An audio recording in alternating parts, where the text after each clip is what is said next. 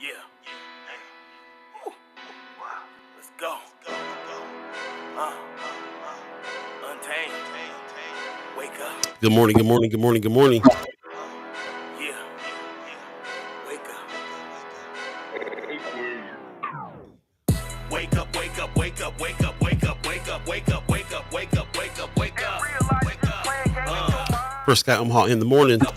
In the morning. Wake up, wake up, wake up, wake up, wake up. You better wake up from this dream. Life is not what it seems. This culture's not your reality. You better unplug or be a casualty. Cause the life that we lose. Fresh edition, First guy Omaha in the morning. We gotta spread Happening now. then rearrange these front pages. From murder and death to building our wealth. You might be asking yourself, where's Buddy? Until there's nothing left. And teaching my people. We'll say like James Brown. Crashing on competition. Bobby, I don't know. So we standing up. He'll be right back, y'all. He'll be right back.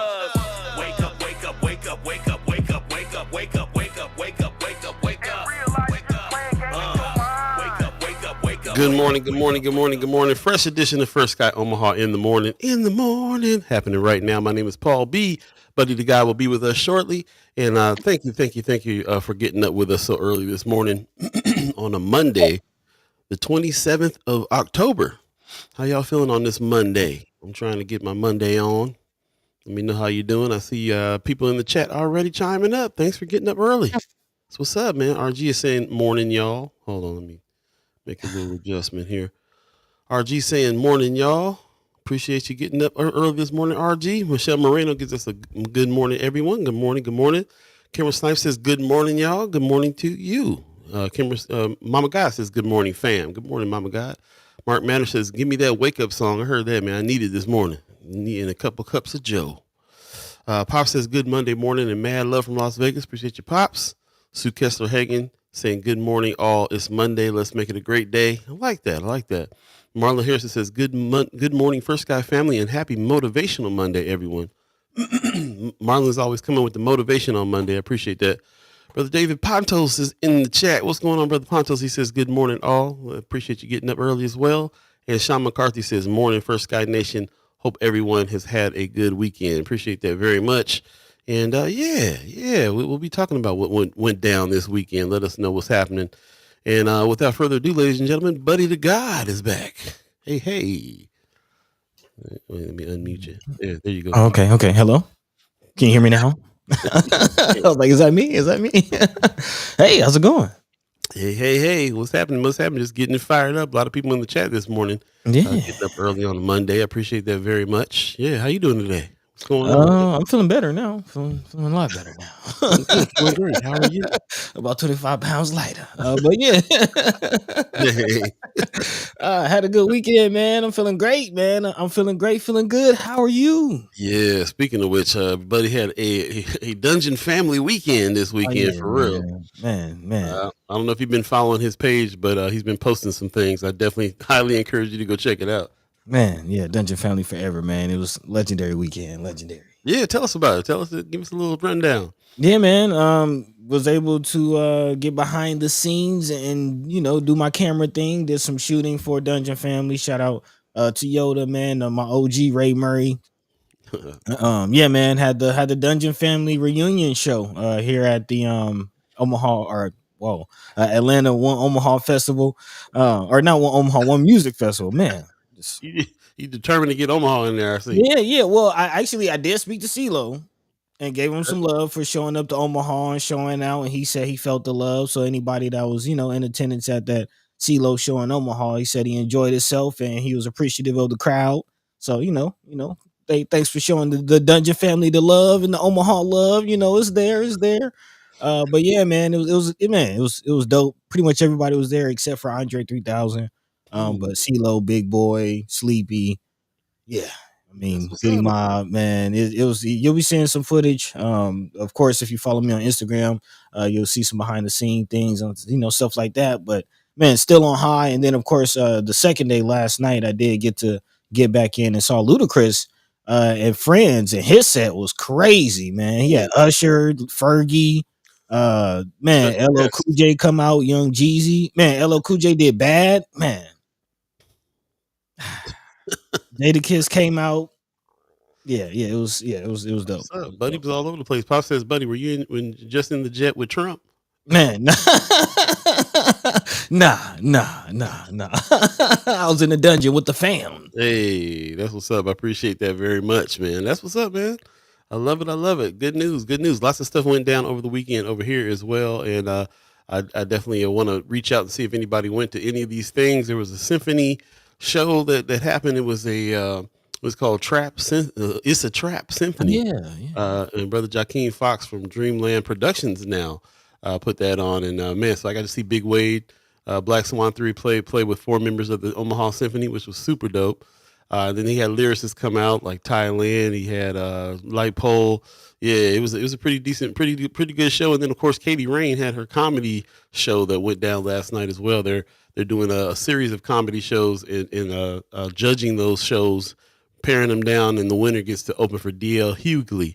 So shout out to Omaha Performing Arts that is putting those shows on, that show on as well. So working with the community on trying to find somebody locally to open, which is super dope. So yeah, good stuff going on this weekend. Let us know what you did over the weekend as well. If you did anything, especially any Love Supreme things, see any art, have any fun, go to the Jocelyn, see some music. Man, love to hear what you did. Definitely some things going on. But before we really get rolling, just want to kind of talk a little bit about some community updates that's coming up here, and things that are pretty important. As a matter of fact, shout out to our partners over there at Swing Left, Nebraska. They're going to be interviewing Tony Vargas.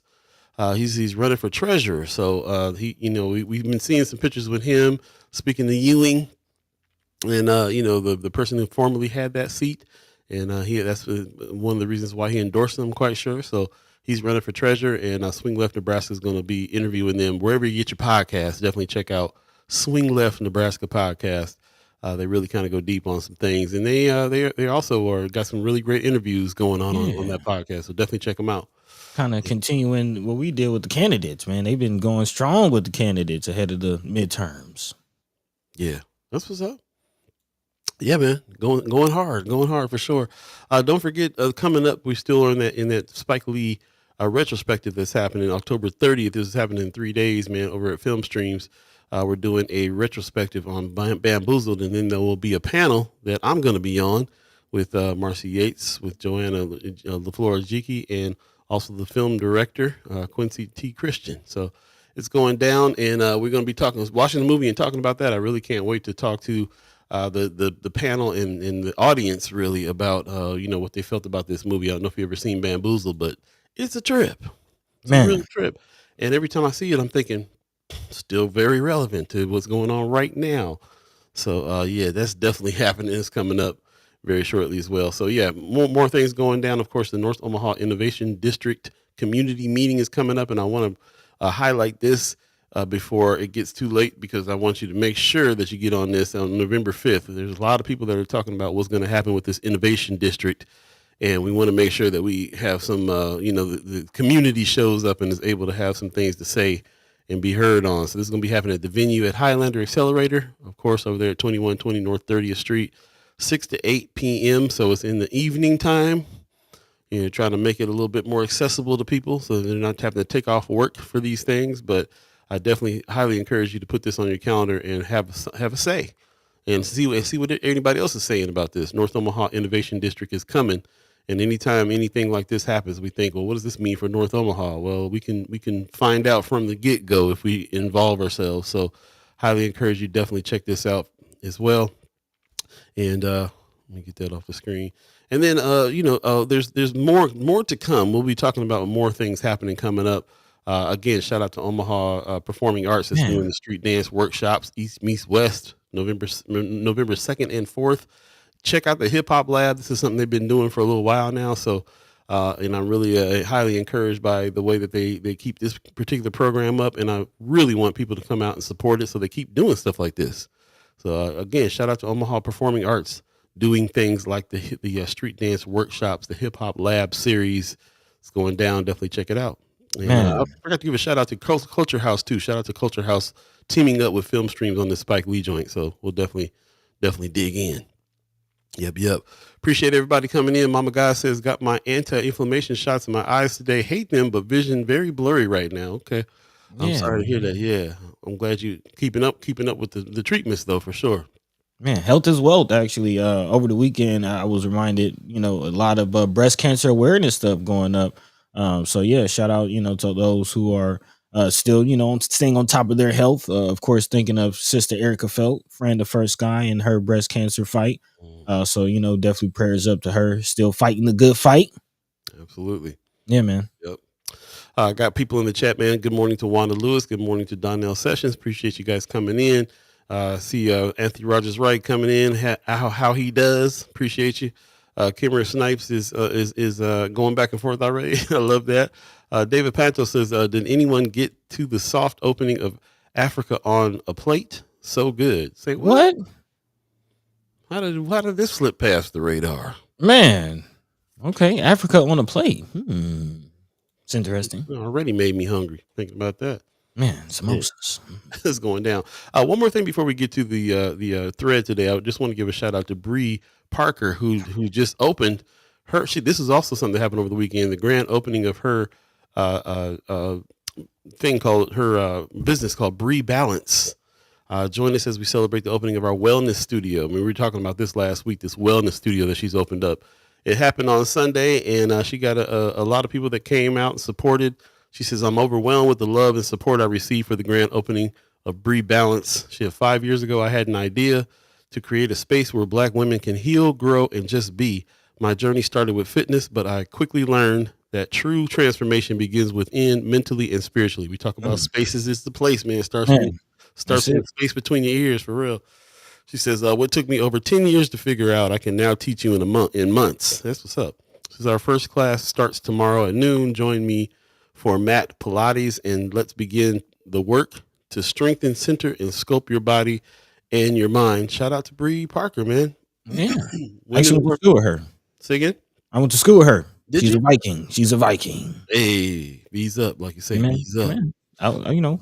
Out doing great things. And she's a boxer as well, right? She was one that was winning all them awards boxing. Yeah. She, what I'm saying, her. Yeah. That's So what's there's a up. couple sisters from North out there boxing. So Bud and So Cold and them get love too. But shout out to the women out there on the mat. There you go. That's what's up. That's what's up. We're gonna go ahead and turn it over to Buddy and talk a little bit about today's thread. I will say though, we're not going to talk too much about it, but we know there's a hurricane coming. Hurricane Melissa is coming through. You might want to call some folks if you got some people out in the islands, out in Jamaica as well. Yeah, man, just a life-threatening hurricane getting ready to hit Jamaica hard. So if you got people or anybody that's getting ready to take a trip, I'm sure they're going to get the warnings, but yeah, slow down a little bit because there's a big hurricane coming. Hurricane Melissa about to strike Jamaica. Just want to make sure you make some calls. I know some people in the chat got some family and some people that live there still. So watch out. Yeah, man. That, Prayers going up. say again. Prayers going up. Man. Yeah, I keep on getting reports like it's about to be a legendary size hurricane. So yeah. Please don't destroy the island. That's all I'm saying. With that, we're going to throw it over to Buddy. Today's thread. What's on your mind today, Buddy? What's happening? Man, there's a few things going on. Shout out to all of you who have shared stories on Friends of First Guy on Facebook. Appreciate you for that. So yeah. Again, join the conversation. Let your mind be free. Let your voice be heard. A few stories that we're staying on top of, although it is not our Senator Cipher Monday.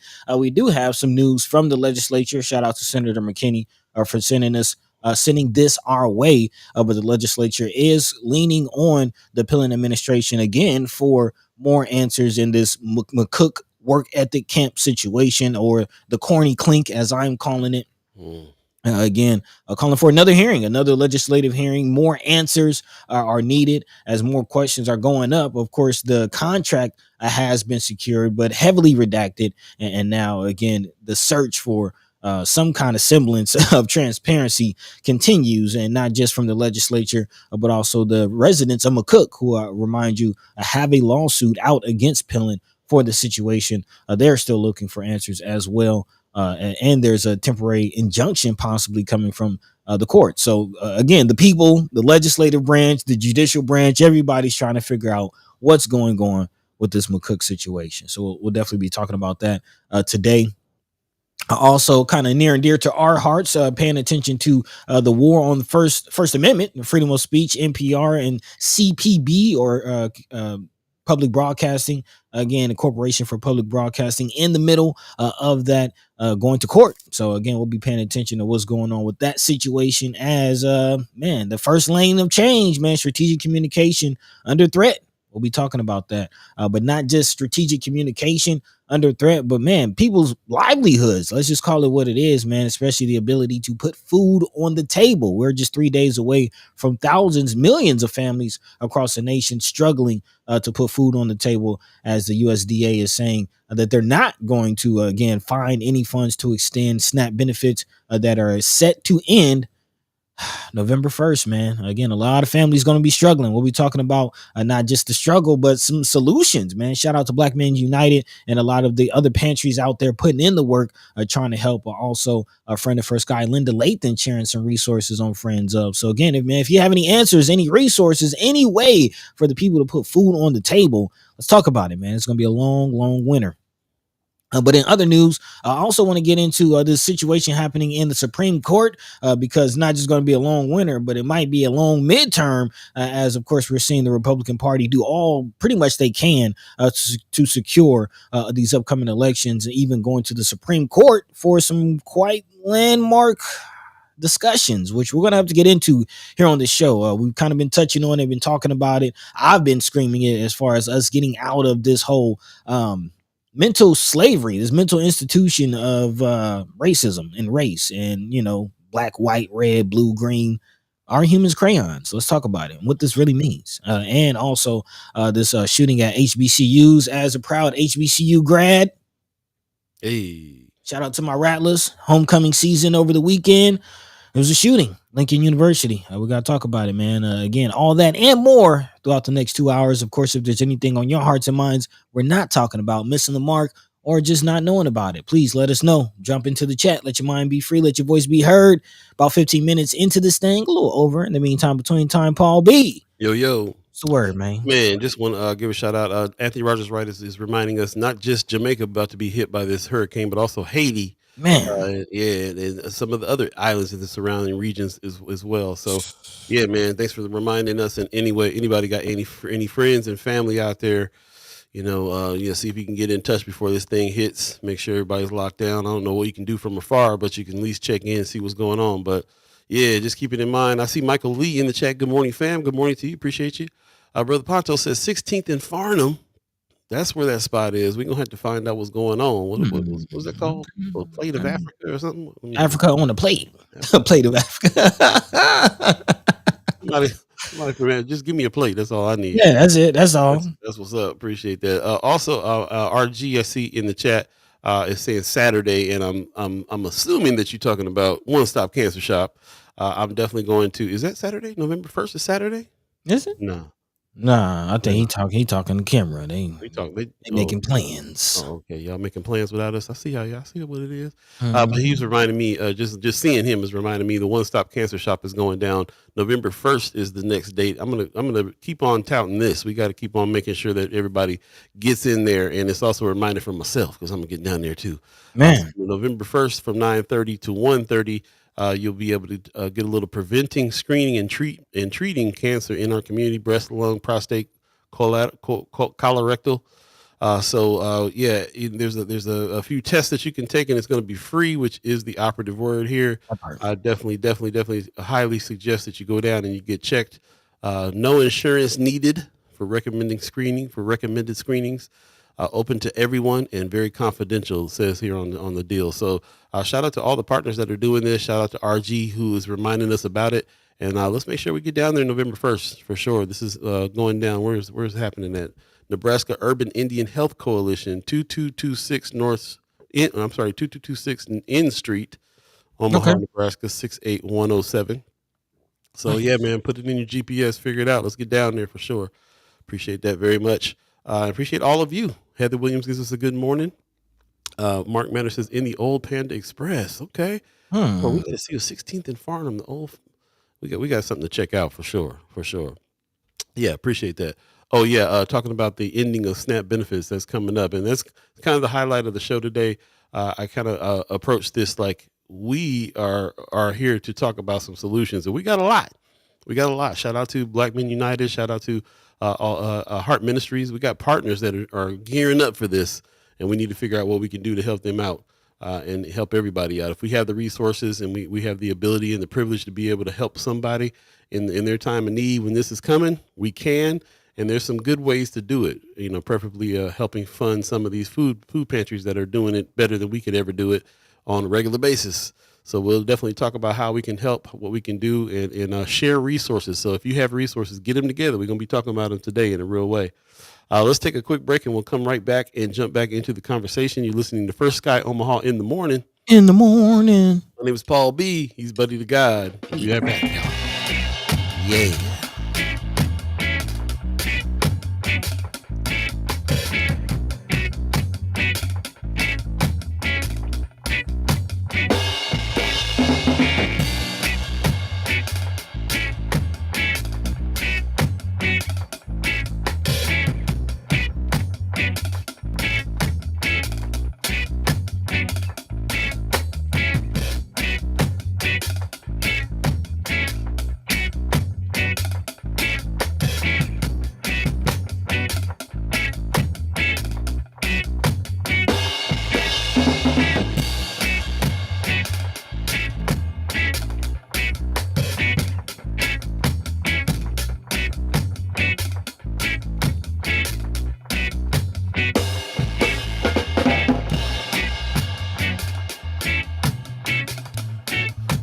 Welcome back for Sky Omaha in the morning. In the morning. Yeah. Shout out to Boogie Woogie Jones and that beat. I picture the brothers down there in Jamaica just being like, well, it's coming. Let's play a little music before it comes. Like the Titanic. How we doing the island, bro? That's how we doing the island. Earth, Wind, and Fire snatching out chords. Man. We'll play till the rain comes. It's going down. I appreciate everybody coming in this morning. I'm seeing that people jumping in through the chat already. Let's come back to it. Africa on a plate, Omaha, bro. You keep on. Listen, bro. Stop teasing the man. Stop. Ain't no breakfast yet. Come on, man. Stop it. Yep. Buddy, let's jump in before we get back to some of the comments here. I want to make sure that we're going to stay on track. Yeah, so, man, what's first on the agenda? Buddy to Gawd. Well, let's start with the First Amendment, first lane. Strategic communication, because without that, none of these stories that we're going to be talking about today will really be coming to fruition. Without the media, without the news, without the people watching and just wanting to let other people know what's going on. What's going on, man. Yeah. I was gonna sing it too. I was like, hey, man, you can't help it. What's going on? Man, can't help it, man. But again, we're here to let you know just that, what's going on, man. And what's going on is the fight for the right to have our voices heard. Big shout out to NPR and the Corporation for Public Broadcasting for not falling by the wayside, not taking a page out of NBC, ABC, and Paramount's books and kowtowing and kissing the ring of Trump. Because that's what they're doing. That's what the majors are doing. They have mergers and billion-dollar deals that they got to get through. So they're going to settle out of court and they're going to weasel their way and let the bottom line do the talking. Big shout out to NPR for not doing that. Again, the nonprofit that funneled federal dollars to public media until Congress killed that funding earlier this year, and now NPR's legal team privately questioned the Corporation for Public Broadcasting longtime chief executive, Patricia Harrison, under oath earlier this month, according to the radio network's legal filings, and is scheduled to do so publicly at a court hearing Tuesday morning. In court documents, NPR has presented evidence to bolster its case that the board of the nonprofit corporation first approved a multi-year, multi-million-dollar contract for NPR to operate a satellite distribution system for public radio stations. Then NPR alleges the corporation unlawfully yielded to political pressure, as I just mentioned, by yanking the contract just days after President Trump warned that NPR should receive no more federal dollars. NPR contends it is yet one more example of a major institution yielding to the president's whim, again, kissing the ring. The Corporation for Public Broadcasting rejects this, however, saying that it awarded the contract to a different group to better serve the nation's diverse array of public radio stations. NPR and CPB each declined to comment further for the story, citing the litigation. The two institutions, however, along with PBS, have stood together at the core of the public media for more than half a century. I'm sure all of us have seen PBS and NPR's content in some way, shape, or form. Of course, they have formed a united front, at least publicly, as they lobby lawmakers against clawing back the $1.1 billion that has already been approved by Congress and signed into law by the president for broader public media. Again, behind the scenes, CBS or CPB, again, the Corporation for Public Broadcasting, and PBS have officially signaled that they would not object to pulling funding for NPR, which has drawn the lion's share of Republicans' accusations of liberal bias. And of course, at the heart of this, we have to know that it's all content and conversations that are happening on these platforms that go against the Republican political agenda. Again, what we're seeing is a politicization of more American institutions that really shouldn't be connected to political whims and political ideologies, but yet here we are. Here we are, indeed. Over the weekend, I listened to a lot of NPR on KIOS, which is our local NPR station. Mm-hmm. And they like to tout that they've been a public radio station before NPR even existed. They started in '69, even before NPR existed. So they were been serving the community all this time, and then they aligned with NPR and came in, and that's really the only way that you can get NPR in the area. And I was kind of really digging in, what they were saying. They had a fund drive over the weekend, kind of inspired me to go ahead and drop that, $5 a month. Mm-hmm. To try to help inspire, try to help what's going on, because you're right. Like, there are certain people that are fighting this, and then there are certain people that are falling by the wayside. Like you said, kowtowing to what the administration wants. There's also a third category. There's people that want what the administration wants, that are in positions of power in communication, and they're going for it. Man, They're taking this opportunity to jump in as well. So this is what's going on. I just highly encourage that we make sure that we keep some of the stuff that's happening. I was talking to somebody about what we did with the Mind and Soul low power station when we were running that, and they reminded me and mentioned that that was the only place I can hear Democracy Now! Over the air, and we were airing Democracy Now! Midday, and that was the only place that you can get it in our area as well. And how much they missed it. There's not a lot of representation on radio, especially. But we have that here. So while we're kind of in the midst of this conversation, I just want to highly encourage people, and we haven't really talked to them about this yet. Now, I would like to have a conversation with KIOS again about our partnerships. But in the meantime, we know that they're out here trying to fight the good fight and keep some things afloat there with the local shows and everything else. I highly encourage you, go ahead and dive in and 5, 10, 15 a month, whatever it is you can do to support that. Because that's how they'll stay supported. Even NPR is saying that. Go to your local station and support them, because then they can pay the bill to us and we can keep things rolling as well. So I just kind of want to get busy with making sure that we highlight that. We've said it before, but we want to keep highlighting that. There's some stuff that could fall by the wayside here in our area. That's one of them, and that's a way that we can stick to it. You can help them stay here. And keep on receiving the benefits that we receive from them. So shout out to them. Shout out to KVNO. Mark Manor, Classic Radio, has had to cut some local programming also. He says that is who gets my monthly.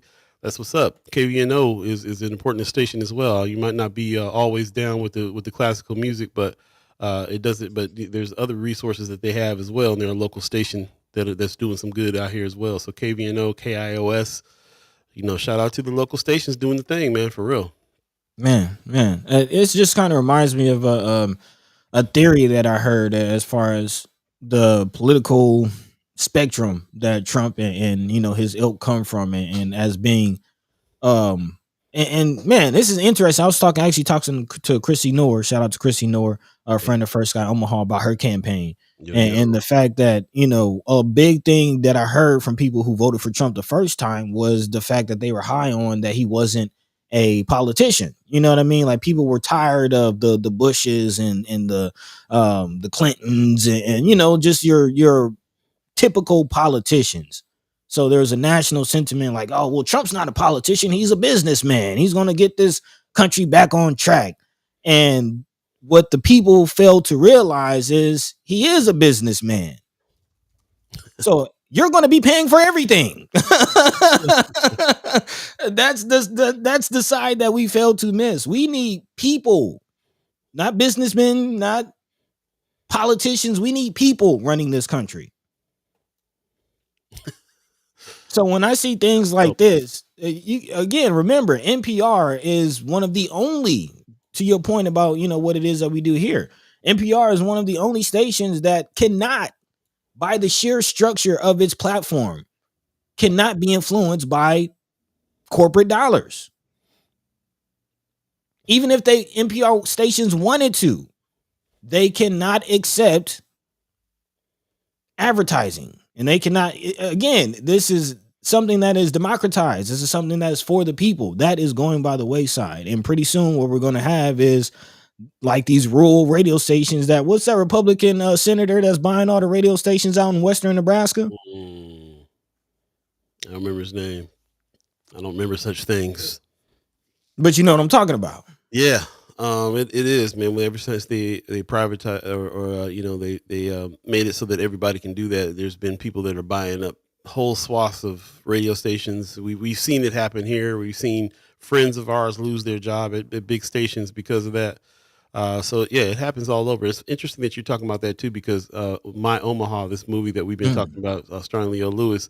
There's a whole part of this movie that has to do with the filmmaker and his relationship with his father. And that's exactly what his father said. He's like, Trump is a businessman and he doesn't need this job. He's a billionaire, that was the whole idea. So this is a very thought that permeates every aspect.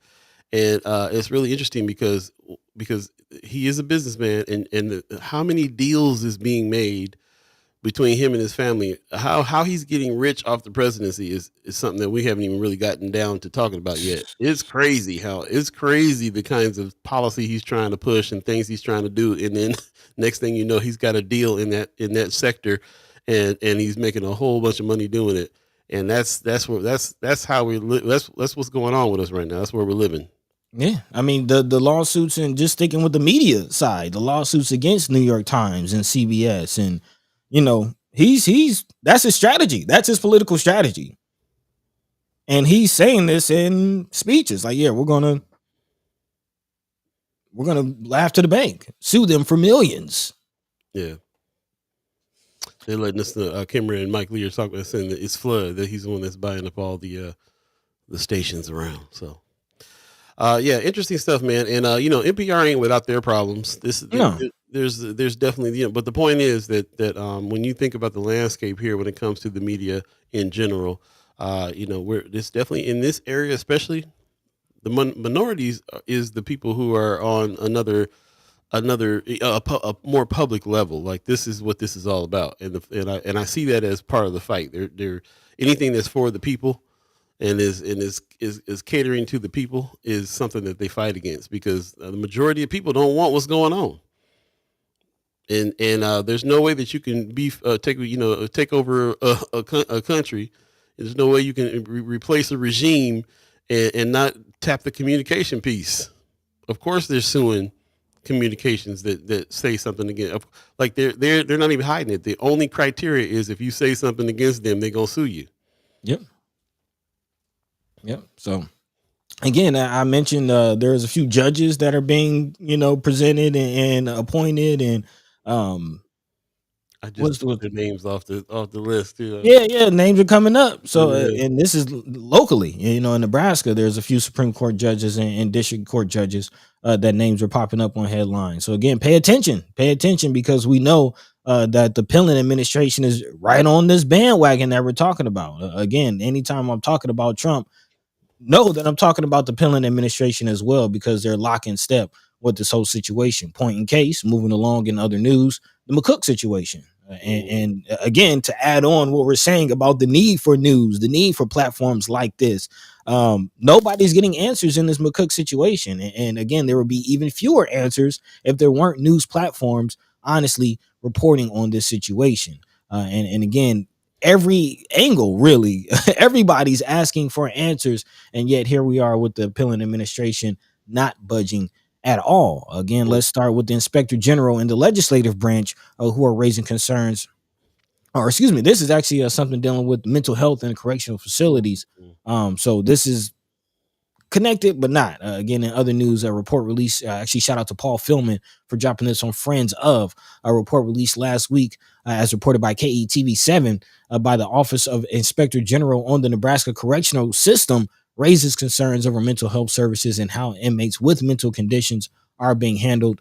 That's Inspector General Doug Kubernick's report that says the department may be violating state law by placing inmates with diagnosed serial mental illnesses in longer-term restrictive housing, i.e. confinement, or the hole, as some people like to call it. The report says that as of August 25th, or excuse me, as of August, 25 of the 104 inmates in restrictive housing had a diagnosed serious mental illness. The department says it is not breaking the law. However, the report also discusses staffing shortages, living conditions, and programming. There is a full report available in the article. But again, that's another element to think about and talk about when we're talking about this McCook situation. Of course, we've been talking about the overcrowding and how, again, we spoke to Senator Margot Warwes about how the 300 people that's supposed to be jammed and crammed into this McCook facility won't be doing so comfortably, as, again, is not nearly enough space. So we've talked about the overcrowding, but we haven't really talked about the living conditions and kind of the byproduct of the overcrowding, how mental health is exacerbated, how, people are being double bunked. There have been deaths connected to some of these double bunking. So again, we have a situation where ICE and people who aren't even really breaking laws are being detained in a facility in a prison system that's already in shambles. Yeah. Point. Unfortunate. Very unfortunate. Shout out to Senator Ashley Spivey. Shout out to Senator Terrell McKinney, people that are getting down with the these watchdog groups that are raising concerns about these conditions. We'll be talking to them as Senator Cipher next week, so definitely tune in next Monday. And if you have any questions about these situations, definitely let them know. I don't know many other senators that are kind of going out to the facilities and seeing what's happening, keeping track of these things as much as they are. So shout out to them. Yeah. And and definitely something to concern. I was happy that this article posted because I was because we kind of been skirting past that because we've been talking about the conditions that's happening, all the inmates that are being taken somewhere else away from McCook and what they're trying to do at McCook, but who they're trying to bring in. And we kind of gloss over like, yeah, it's bad. It's already overcrowded. It's double bunking. They had a weather condition that took out some buildings. And so there's even less room over there when they're housing these people and so on. But we don't really speak too much about how that might affect them mentally. So you're already in jail. That's already tough. And then if conditions in there are bad, it can be unbearable.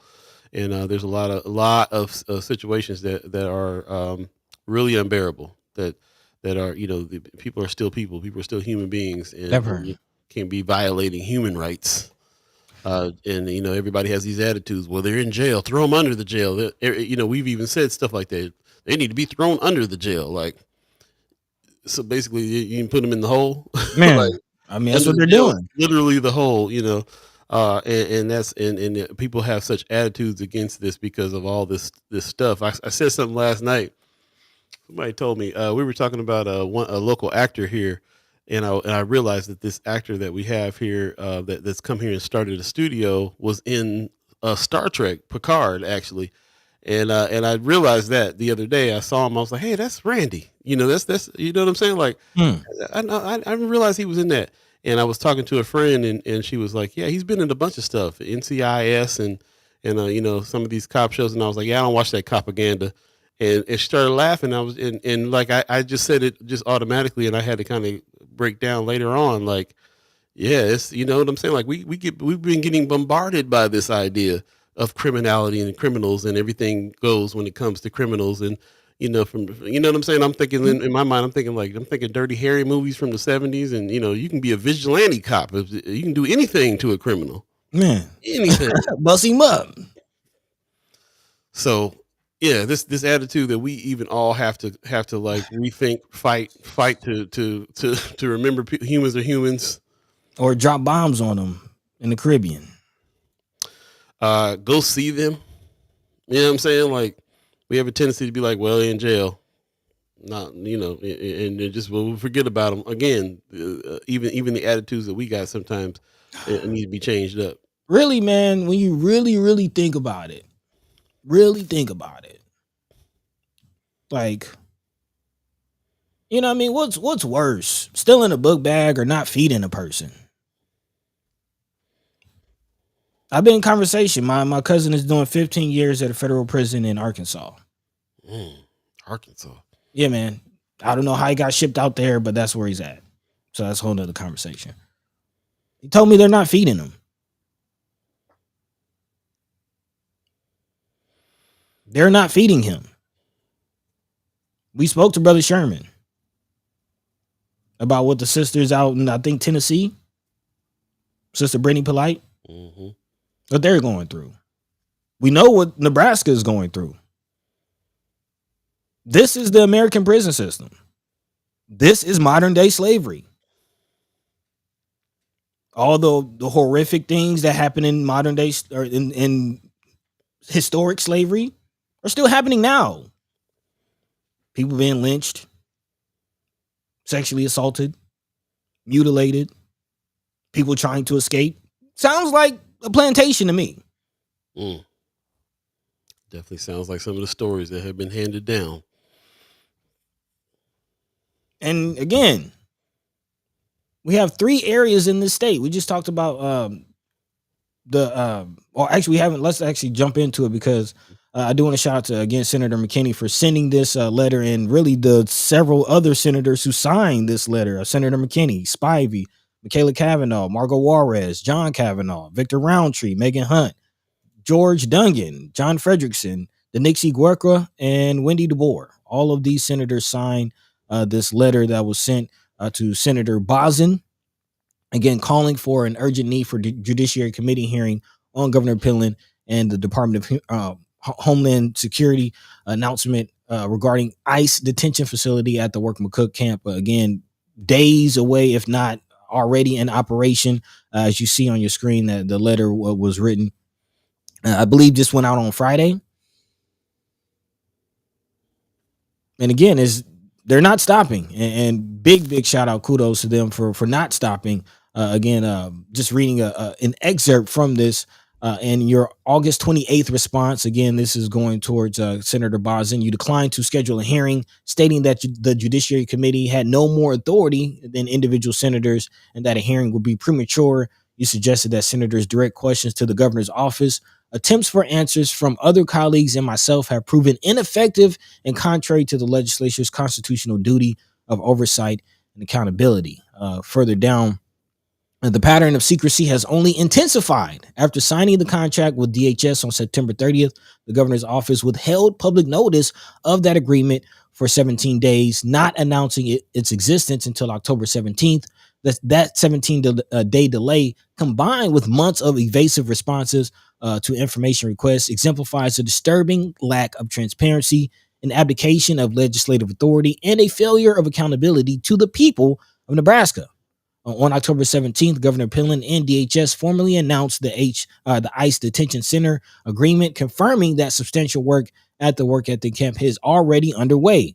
The following day, the Inspector General for Corrections reported significant expenditures of public funds and operational changes for staff and inmates, all without legislative authorization. And again, I said it on the show, and we're going to have to definitely dive into it a little more next season, but the people are being robbed. And they're already set up for a response. Between the people finding out where their tax dollars are going, these Epstein situation, once all this comes out, how do you think people are going to respond? There will be protests. Yeah, this is why they're setting up to try to ban protesting. They know what's coming. They know what's happening. We appreciate everybody that's jumping in the chat. I see a couple people going back and forth. Thanks for that. Also keep contributing to the conversation as well, if you would. Appreciate that. Precious McKesson is in the chat. Good morning, First Sky family. Good morning, Precious. Appreciate you Man, coming on through and peeping out a lot of the work that you've been doing too. It's time to get you back on the show and talk about what you've been working on. Appreciate you. man. Seeing you out and about doing the thing. Actually, need you in the chat today. We're gonna be jumping into the Supreme Court situation about this voting rights. I need to hear you, Precious. I need to hear you on this. Mm. It's getting ugly. Yep. Appreciate that. Hey, let's take a quick break and we'll come back and jump back into the conversation again. Thanks for everybody that's coming in, joining us, having this great discussion. Do us a favor, tell a friend. I forgot to tell you guys, do us a favor, share the show. If you're on Facebook, share it on your page. If you're on YouTube, do us a favor and share the link to anybody who you think might be able to contribute to the conversation. Tell a friend, tell a friend, tell a friend. We want to hear all your voices and continue to have this great chat lineup that we have here with people that are really coming and bringing some information. We don't have a typical chat for those of you that are just joining us where people just come in and troll. It doesn't happen here. We actually have people that we've met face to face and live alive with.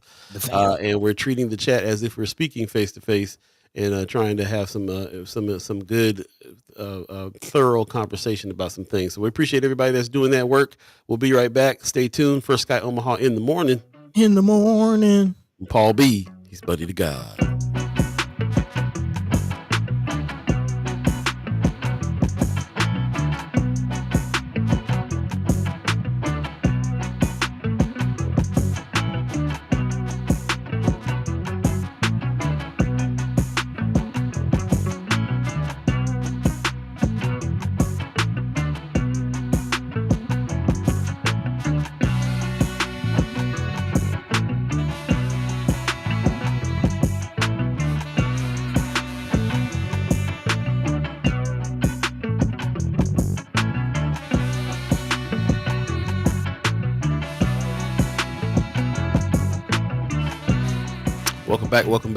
Welcome back. First Sky Omaha in the morning. In the morning. Paul Beeee, buddy to Gawd.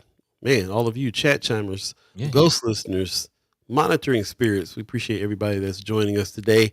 And we will be talking about some things. I know that the title was talking about News Monday, days away from November 1st. A lot of folks are worried about what's going to happen on that as far as the SNAP benefits and things are concerned as well. And we already know this is happening. We've been talking about it on the shows this previous week, and of course getting some updates that it looks like that is going to happen. People are going to start suffering. So we wanted to jump to some solutions, and we're going to get to that later on in the show here. So definitely stick around. I'm putting the call out for anybody that has solutions of food banks, of free stands, free neighborhood garden stands, anything that can help. And we'll also come across, we'll also talk about some solutions that other people have come up with too, to be able to help as well. Sometimes you can donate to some of these food banks and, and make it so that it's easier for them to distribute food and so on and so forth. And just, man, the way that we just do as Black folks, especially like just with the neighbors, if somebody needs something, somebody does something. I was talking about it earlier.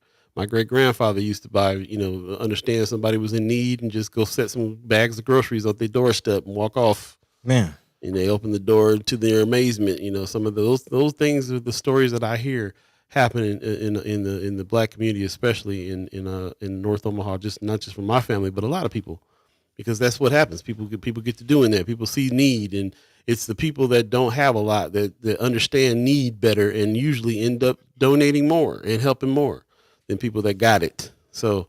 We're not gonna let things get us down, because we already know we've already been living with solutions. Our ancestors gave us solutions, and we've been living that all these decades already. We're gonna keep on doing it, but we'll get to that in a minute. I definitely want to stay on track with the conversation. Again, I appreciate everybody that's doing that, helping us stay on track with the conversation. Let's jump back in, buddy. Where we at?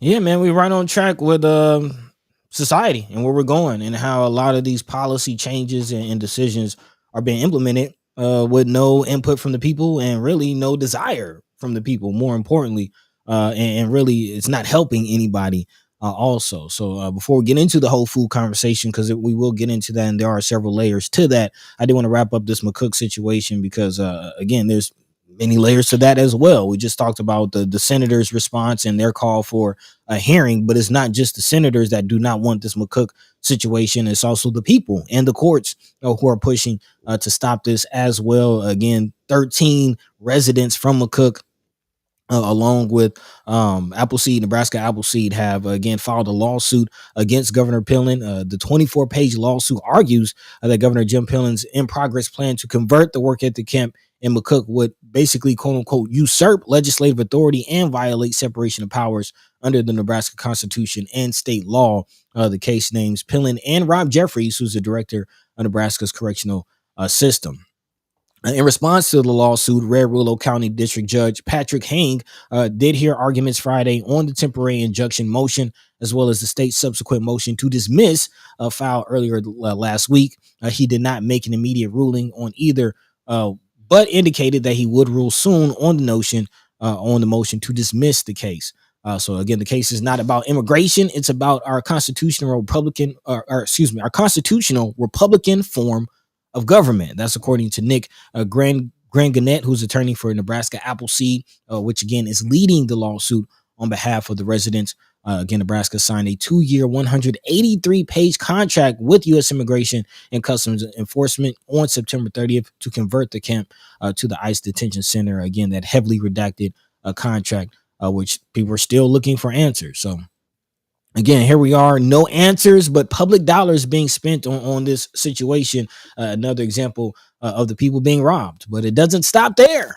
It doesn't stop there. Again, let's move to the food situation because everybody's feeling the impact, and it's on both sides, which is the interesting part of this. Again, we've seen situations where, food prices rise and the people can't afford to really buy the food, but on the other side, producing the food is becoming an issue, especially in part in the beef industry. We've been talking about, again, how Trump's latest move to Argentina to invest, again, billions of American dollars into Argentinian farmers, and how that impacted the bottom line of American farmers. But on the other side, again, people's ability to buy that food is now especially under threat, 3 days away from, again, USDA pulling the rug on SNAP.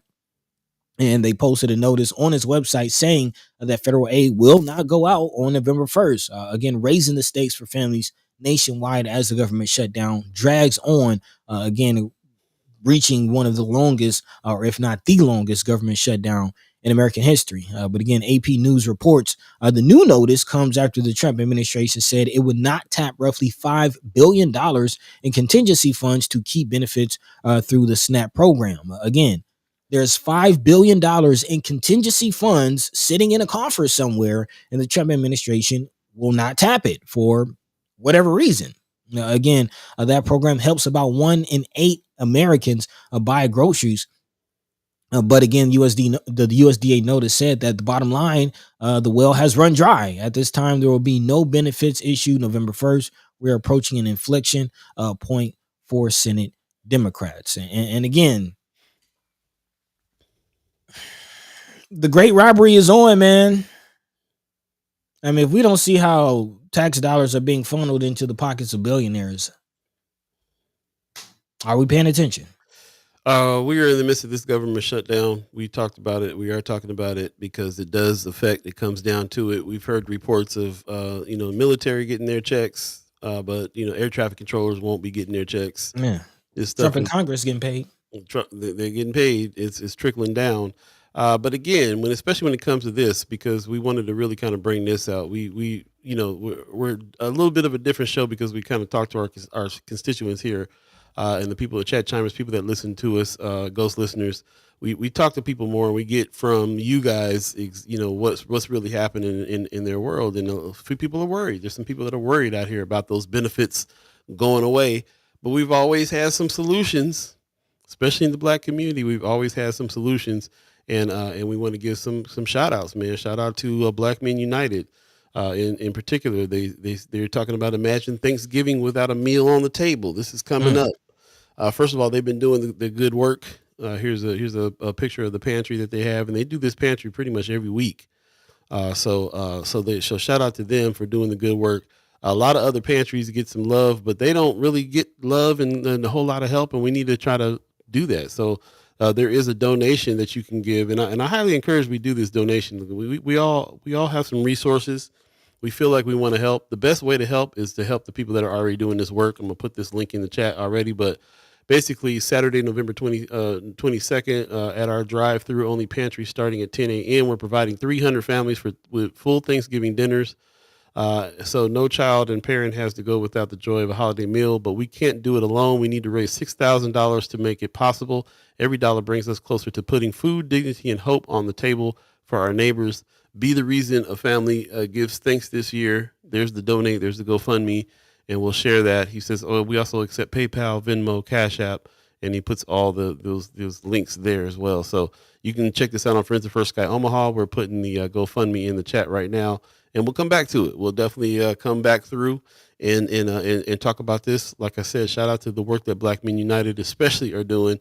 You see lines around the corner with them all the time because people know that they're a consistent source in the neighborhoods as well. So if anybody's having some of those troubles, we actually have a lot of places that people can get some relief.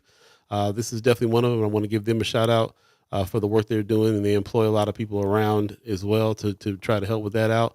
Also, our friends at Heart Ministry, it has one of the biggest pantries around as well. Mm-hmm. Here's a picture of the line that goes around the corner for their pantry. And it's a regular thing as well. They get to the point where they run out because, they know that this is a constant source, and they're also doing a good job. Shout out to Brother Dom over there that's always doing a good job raising the funds to make sure that this is fully stocked and that people can get down there. Also, Linda Lathan, a friend of First Sky Omaha, fam in the chat, put this out on the page. Emergency food assistance for refugees. Restoring Dignity Omaha is another entity that is providing some food as well for people that are having a hard time and struggling. And we'll put that link in the chat as well for you to be able to check that organization out and donate, if perhaps as well. As of yesterday, October 20th, over 7,000 refugees in Asylees. Am I saying that right? Asylees? Asylees, okay, in Nebraska who are legally here. It's interesting they had to put that there. Will begin losing their SNAP benefits as a result of the one big beautiful bill that was recently passed into law. And also they said the number of impacted refugees stands between 3,000 to 4,000 people. So restoring dignity is trying to help with that situation as well. And we appreciate them and their work and what's happening here. And in other pantries that are out there too, definitely look and see who's doing what. And the resources. This is the point in which in the show that I want to pretty much ask everybody who has these resources or other places that they can go, put this in there. Put it in. Make sure it's in the chat. Make sure it's in Friends of First Sky Omaha, and make sure that we can help. And those of us that don't need to go and get food from those pantries, maybe we can break off a couple of dollars to those pantries in order for them to do more work that they're already doing. They're already getting busy with. So. Shout out. Appreciate that. Mama Gawd in the chat says, I've received information that some states will issue EBT in November, while some have sent notices that they will not. Clarification, please. State by state. Yep. It's going by state. Georgia has elected not to. And other states have elected to. Our state, as we have seen, pretty much follows suit with the current administration. So we're not expecting that that's going to continue here as well. And like I said, whether it's here or not, we got to jump to the solutions. Man. Yeah. And, I do want to hammer home the point that there is $5 billion in a contingency account. I just want to. We can go get it. Whether or not we can go get them off of it is the question as well. That part. Yeah. That's Precious in the chat says the NDP will also be donating through a donation drive to Black Men United and a pantry in South Omaha. Appreciate that. Man, that's what's up. Yeah, give us the information. We'll definitely put that in too.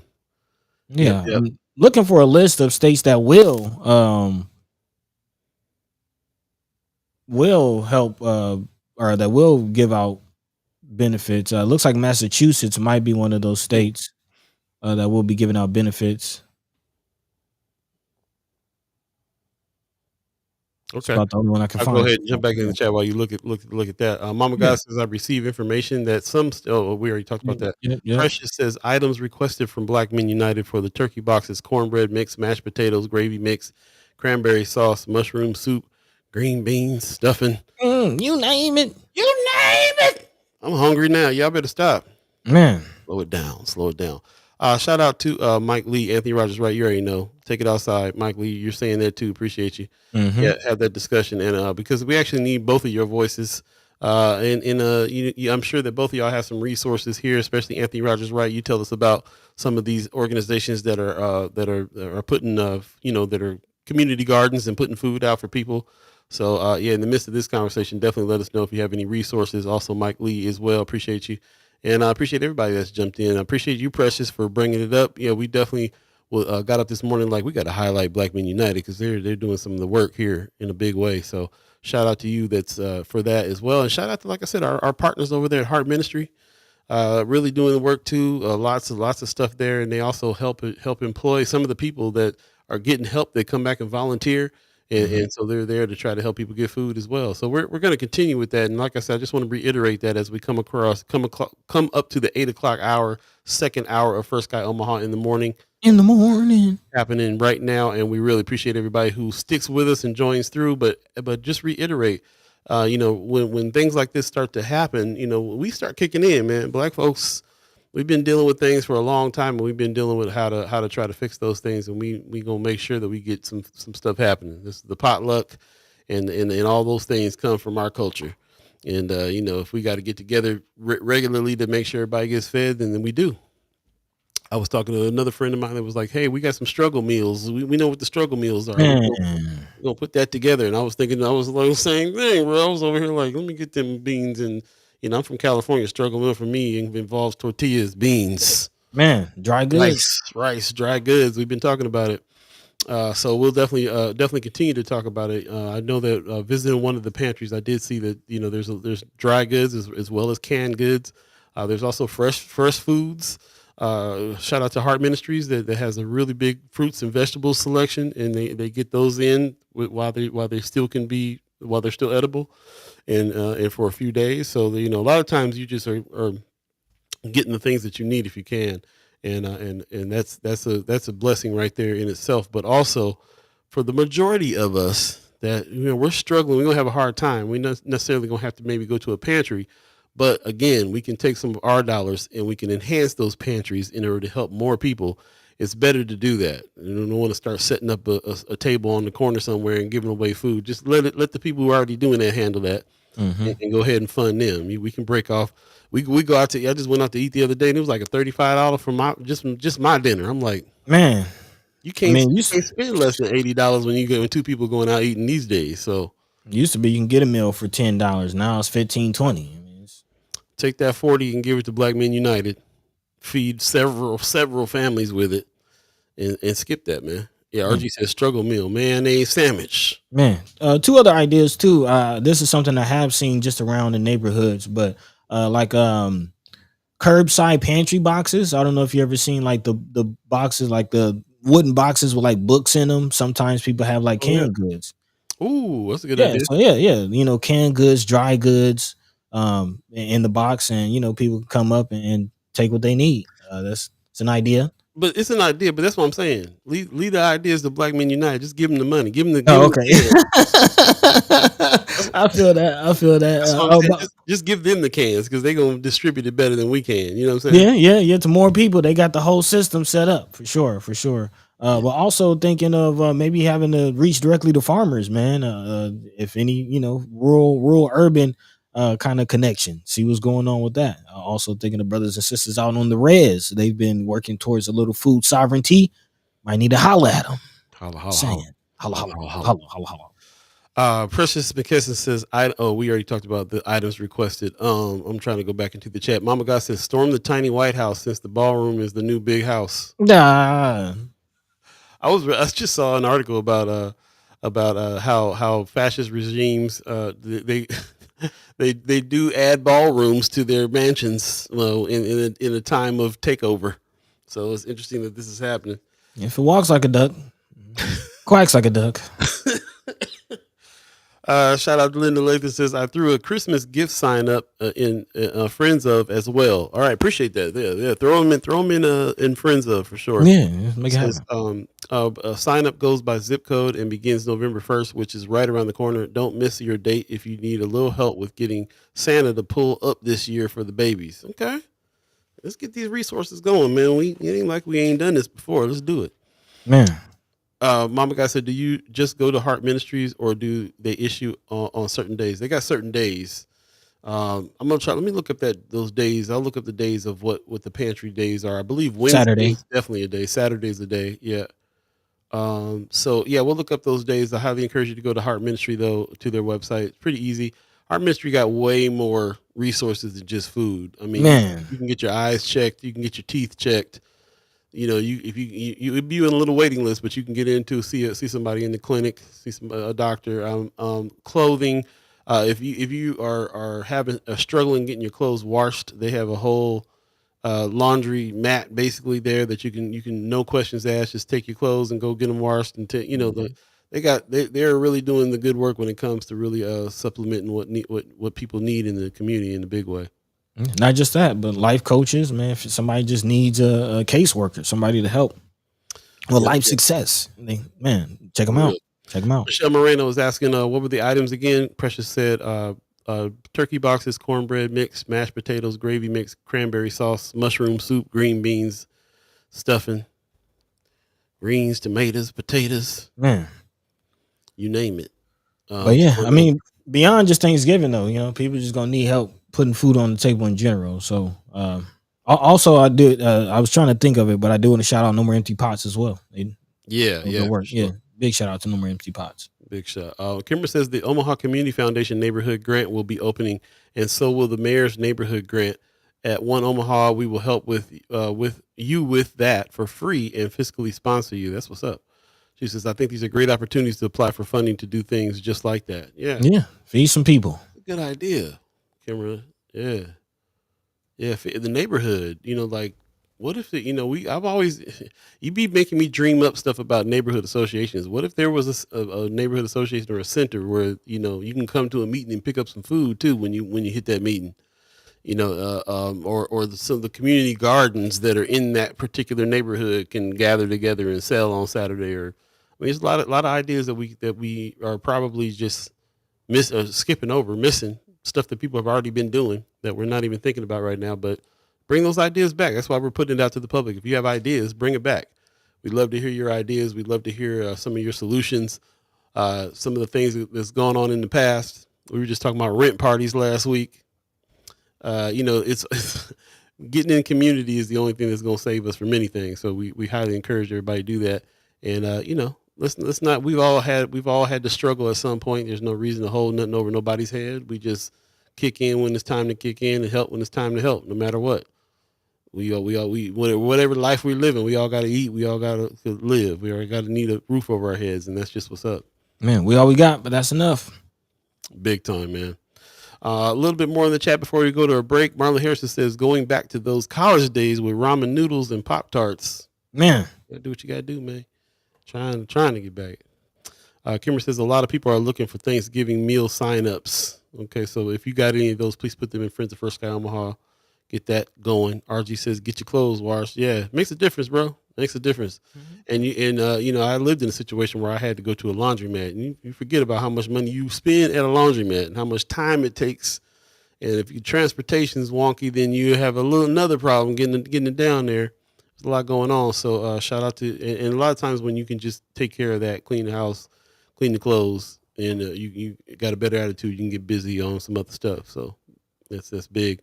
RG says, and look, real talk, Christmas is just a hop, skip, and a jump from Thanksgiving, and this SNAP situation is looking like it'll be ongoing for sure. The government shutdown, I think, is going to be the longest one in history. It's already the second longest, and it's slowly inching up. Yeah, and nobody sees any help in sight, and we don't got nothing to look forward to after it opens back up. Man, and the crazy part is like that part. Where we're going to be even when it does open back up, what kind of programs will be cut in the process? What will the government look like when it opens back up? Like, will this Will it ever be the same? It's a crazy thought. Man, that's a crazy thought in itself. But what I was going to say actually was in the midst of all this food insecurity, keep in mind that the government is shut down because of healthcare. So in the midst of people not being able to eat, they're going to struggle getting healthcare as well.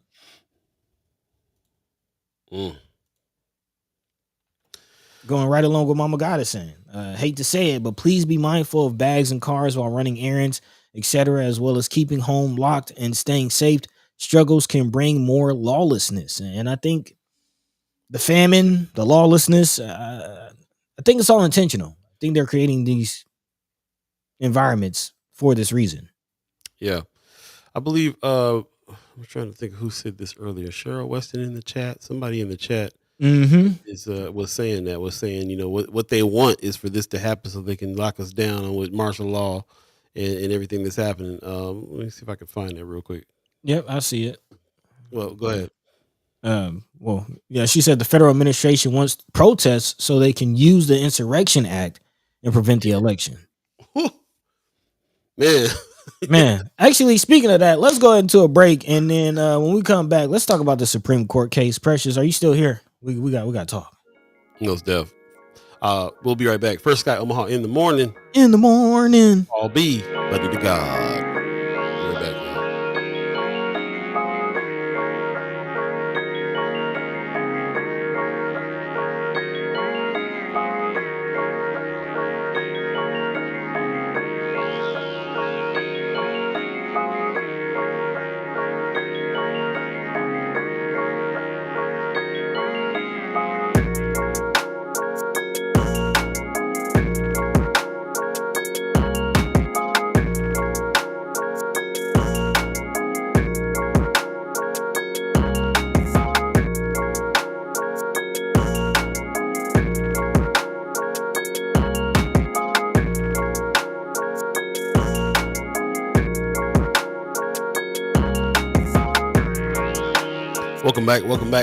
Welcome back. First Guy Omaha in the morning.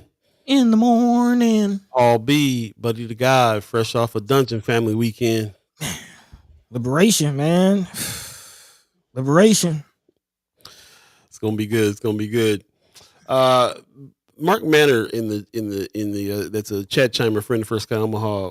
Read this last week, I believe it was, that he said this, but it still resonates with me. I'm looking at it again. He says, I have a feeling like this coming late fall and winter are going to be harder on people economically, mentally, and I think physically also. We no longer exist in a country that we can count on for anything except making lives worse to benefit a few. It's important for us to be there for each other and support the good things in our communities, making a positive impact while they still can. Help people, not isolate.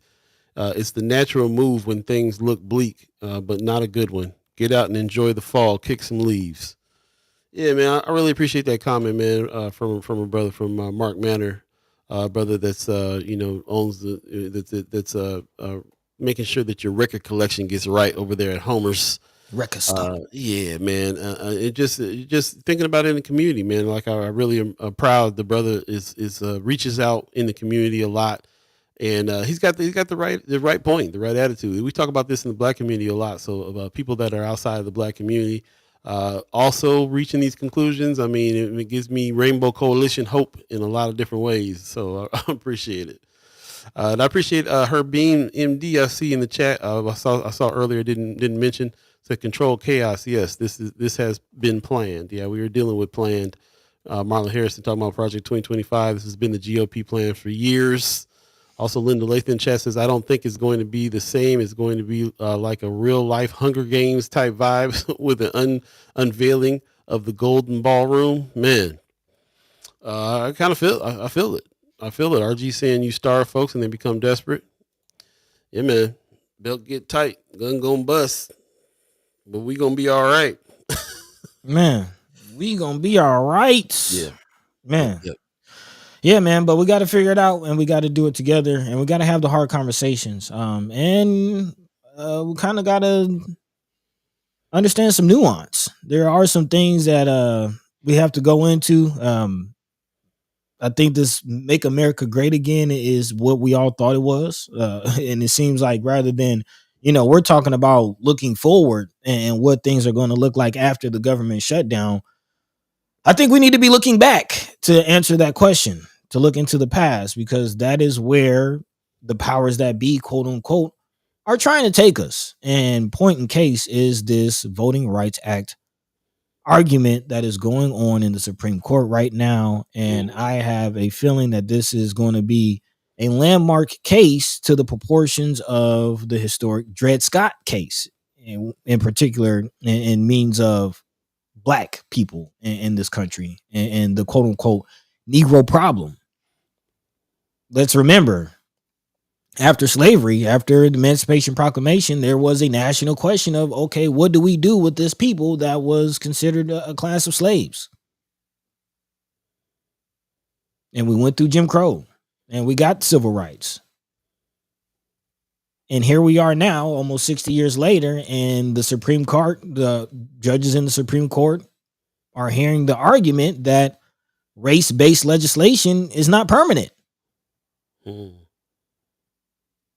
That laws based on race, although they can be implemented for months, what is the comment? Up to decades. The argument being placed on the Supreme Court now that they are considering is that legislation is not permanent, meaning the rights of quote unquote blacks in this country are not permanent. And they are trying to take that away and set precedents for that argument now. At the heart of it, of course, is Louisiana. Louisiana is roughly 1/3 black, as USA Today reports. And recently, redistricting efforts initially produced a map that was just one majority black district. And lower courts responded by ordering the drawing of a new map with 2 majority black districts. Again, this method we all know as gerrymandering. This is something that has been historically used throughout this country to whittle away or to water down the quote unquote black vote and take away the ability for people to vote for someone to represent them who actually represents them.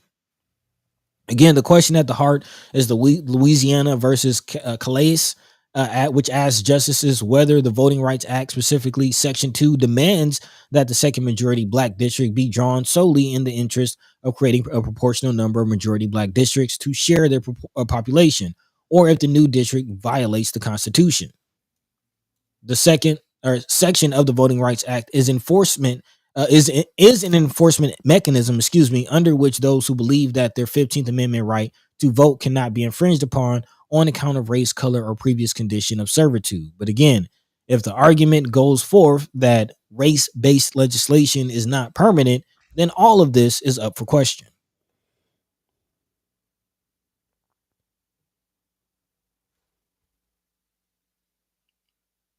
All of it. Again, the Equal Protection Clause of the 14th Amendment guarantees that states won't, quote unquote, deny to any person within its jurisdiction the equal protection of the laws. Petitioners have argued that consciously sorting voters into districts based on race violates that Constitution. The state legislature needs guidance on how to proceed, whether to consider race in drawing district lines or not. Still, despite some news reports claiming that the Voting Rights Act is doomed, it's unclear how the nation's highest court will rule. Part of the trouble with identifying how the court will land on this issue is that in oral arguments, the conservative justices took time to address differing concerns. And of course, again, the whole idea of race-based legislation is at the heart of this. Justice Neil Gorsuch expressed concerns about maps that intentionally discriminate, a signal of his skepticism toward the practice altogether. But again, a Supreme Court decision needs 5 votes to be a binding precedent, and to reach that threshold, the decision might not go as far as certain justices would on their own. But again, with a heavy conservative lean on the Supreme Court, there's no telling where this will go. Also, I saw someone in the chat earlier kind of mention the fact that the whole situation of birthright citizenship being in question as well. Got to talk about it. Absolutely. What say you? Want to put it to the chat? Let us know what you're thinking on this for sure. Also, I'm thinking about what Anthony Rogers Wright is saying too, providing some backstory here on this. As soon as you said it, I was reminded. Oh, that's right. The Voting Rights Act was never permanent. It needs to be recertified every 25 years. The last POTUS to recertify it was George W. Bush. I do remember when he did that, and that you brought that memory back. It's like at the time I was like, "What? This has to be recertified all the time, and it's W that's gonna have to do it. Like, is he gonna do it? Like, we was wondering if he's gonna do it. You know? I mean, that moment in itself, like we're relying on presidents to On W. So, I mean, I think the reality is that we're all coming to understand is society as we know it has been built on sand. Mm. Mm. And the tides are shifting. We really gotta examine this whole race-based situation. Absolutely. Been touching on it as we've gone along. And you know, how do y'all feel about it? We've been talking about it, but let's put it out there. You know, are you on the same page we are on this? Race is a construct. And my Omaha kind of touches on that. Yeah, and what stood out to you on that in the movie that did that?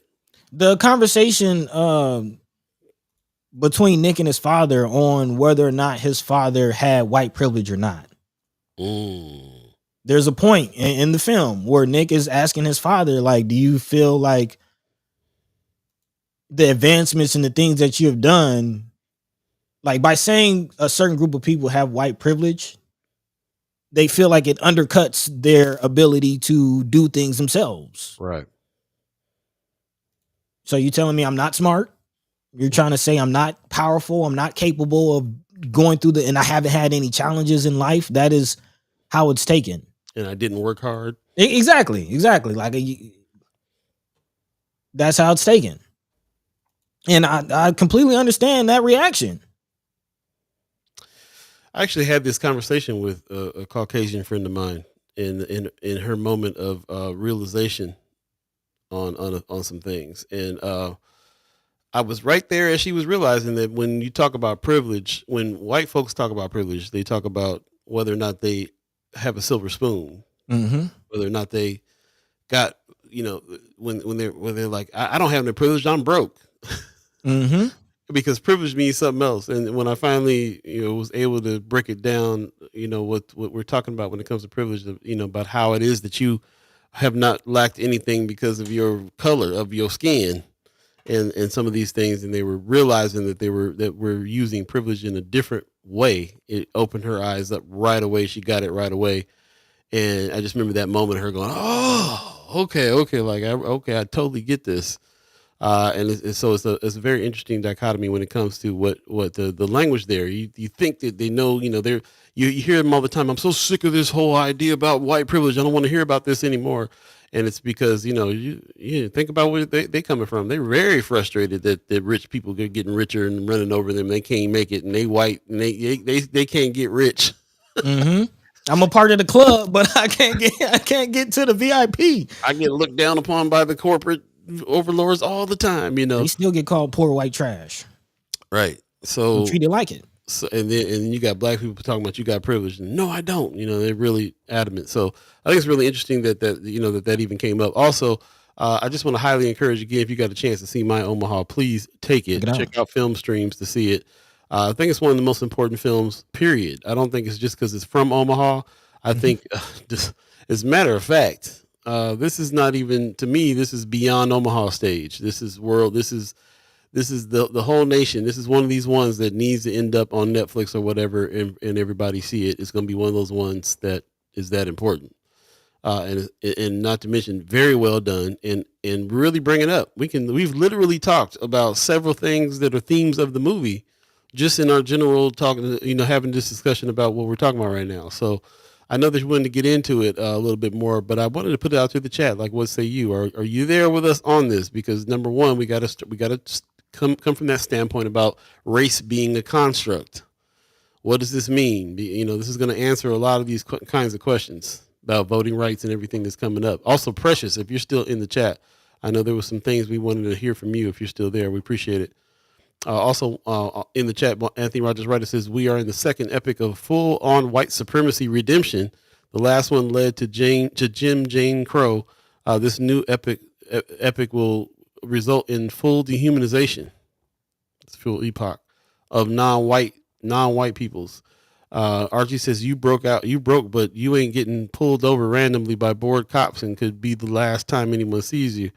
Right. There's some things that we need to discuss when it comes to what privilege actually means with our white brothers and sisters, especially.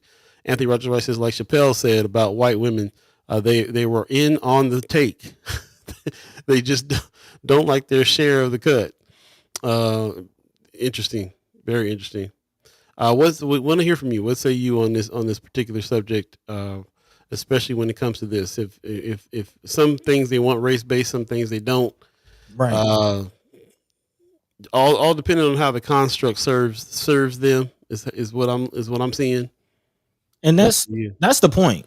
That's the point for me. And I would definitely love to hear, from the chat, on this. Are we missing the mark? Are we wrong? Do you agree? Do you disagree? Let's have the conversation, because this is important.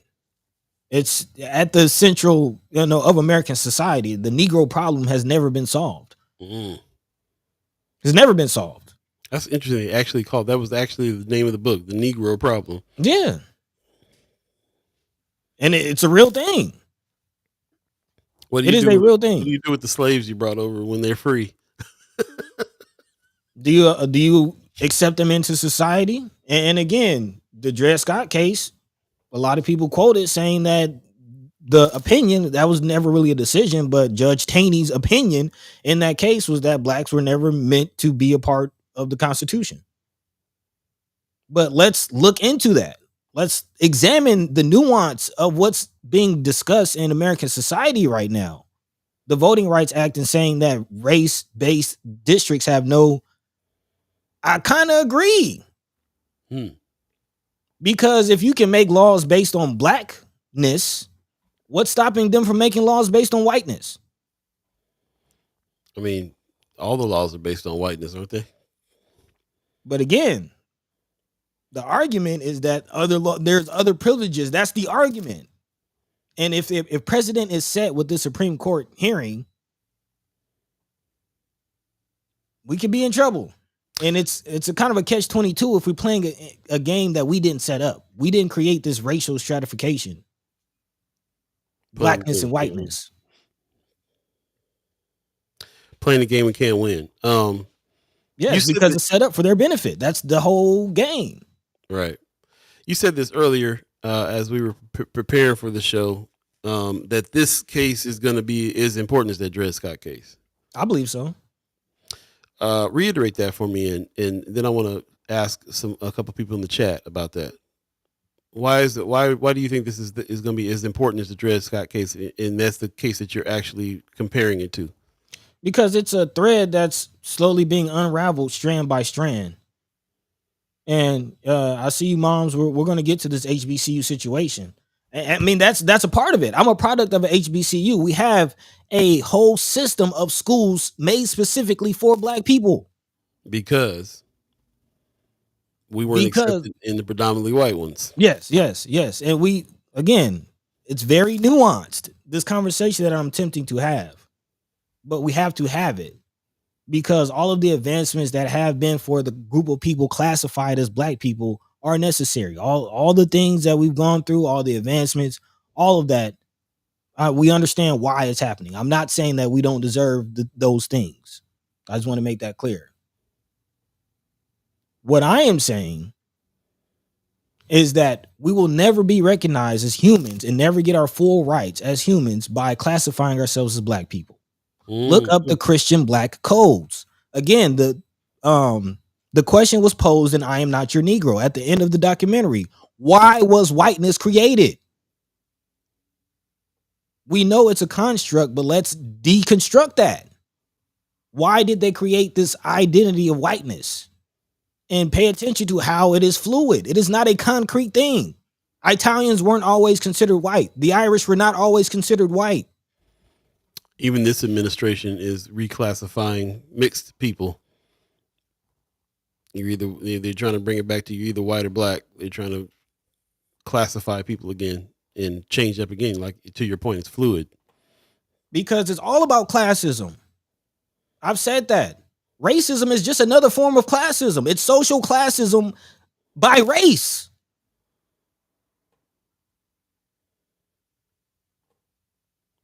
And all races is a buffer class for the economic classes.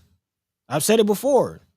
It's a distraction for the poor whites. Yeah, you poor, but you're not black.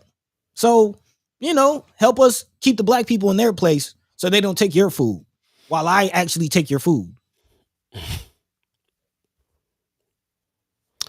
Black Dynamite in the chat, and they changed the rules as soon as we come close to getting our stuff straight. Again, we are not white, or we are not black, and they are not white. They are European descendants, and they have nationalities. What is our nationality? Because black ain't it. And if we keep hanging on to black, there's going to be no protections for black people. You see, it's finicky. It's not real. You know what is real? The United Nations, and a body of law that protects nations of people. Go into the national accords. Go into the United Nations. Go into the international body of law that all nations are beholden to. If not, you have to go in front of a tribunal. They're called war crimes. They're called human rights violations. This is an international body of law that all humans are beholden to. Tell me if you find black on there. Tell me if you find white on there in those laws. We're getting played. And especially, descendants of slaves and indigenous people here in this country, black, what we call black, we hold on to it because we are trying to find some solidarity with other people in the same struggle. We're not a nation, though. It's not a nation. But if you believe in the concept of black and white, and also if you believe in the concept of time, it's 8:31 right now. If you believe in the concept, we're coming to the last half hour of the show. And we definitely want to talk about this a little bit. So let's take a quick break. Quiet. Say again?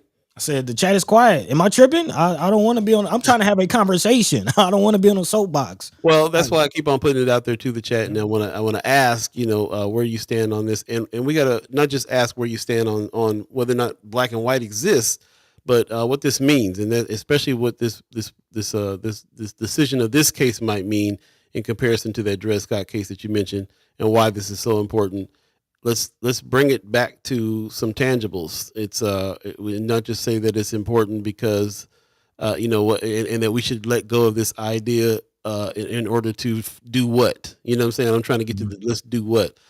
So let's talk about that when we get back, and then let's make sure that we reach out to the chat and see if you're on the same page. Are you there with us? Do you know what we're talking about? There's just some solutions there that we can get to. What does this mean? What do you think this means? And again, towards the end of the show, like we always do, what does this mean? Where are we going with it? What can we do about it? Man, especially if this case passes the way it passes. Voting Rights Act for a population of people that barely vote as well. What does that mean?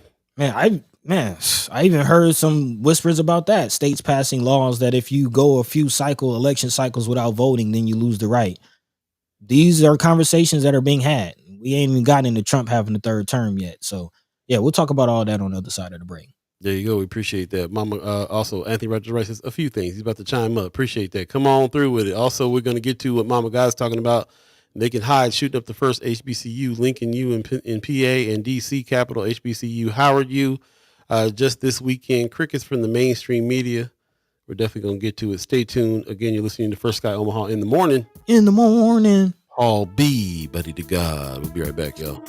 We're surrounded by millions of planets, but we're only gonna take over one. Not trying to be greedy. really chill, really never Our senses blaze like the sun. and our senses blaze like Are you the ready sun. for this millennium? Are you ready? Oh yes, with blood, sweat and blood and tears. Your expectations getting low, and that's the sum of all my fears. My galactic peers always cheer. Bring the whole front cosmos surrounding glass from the past. Ain't true that.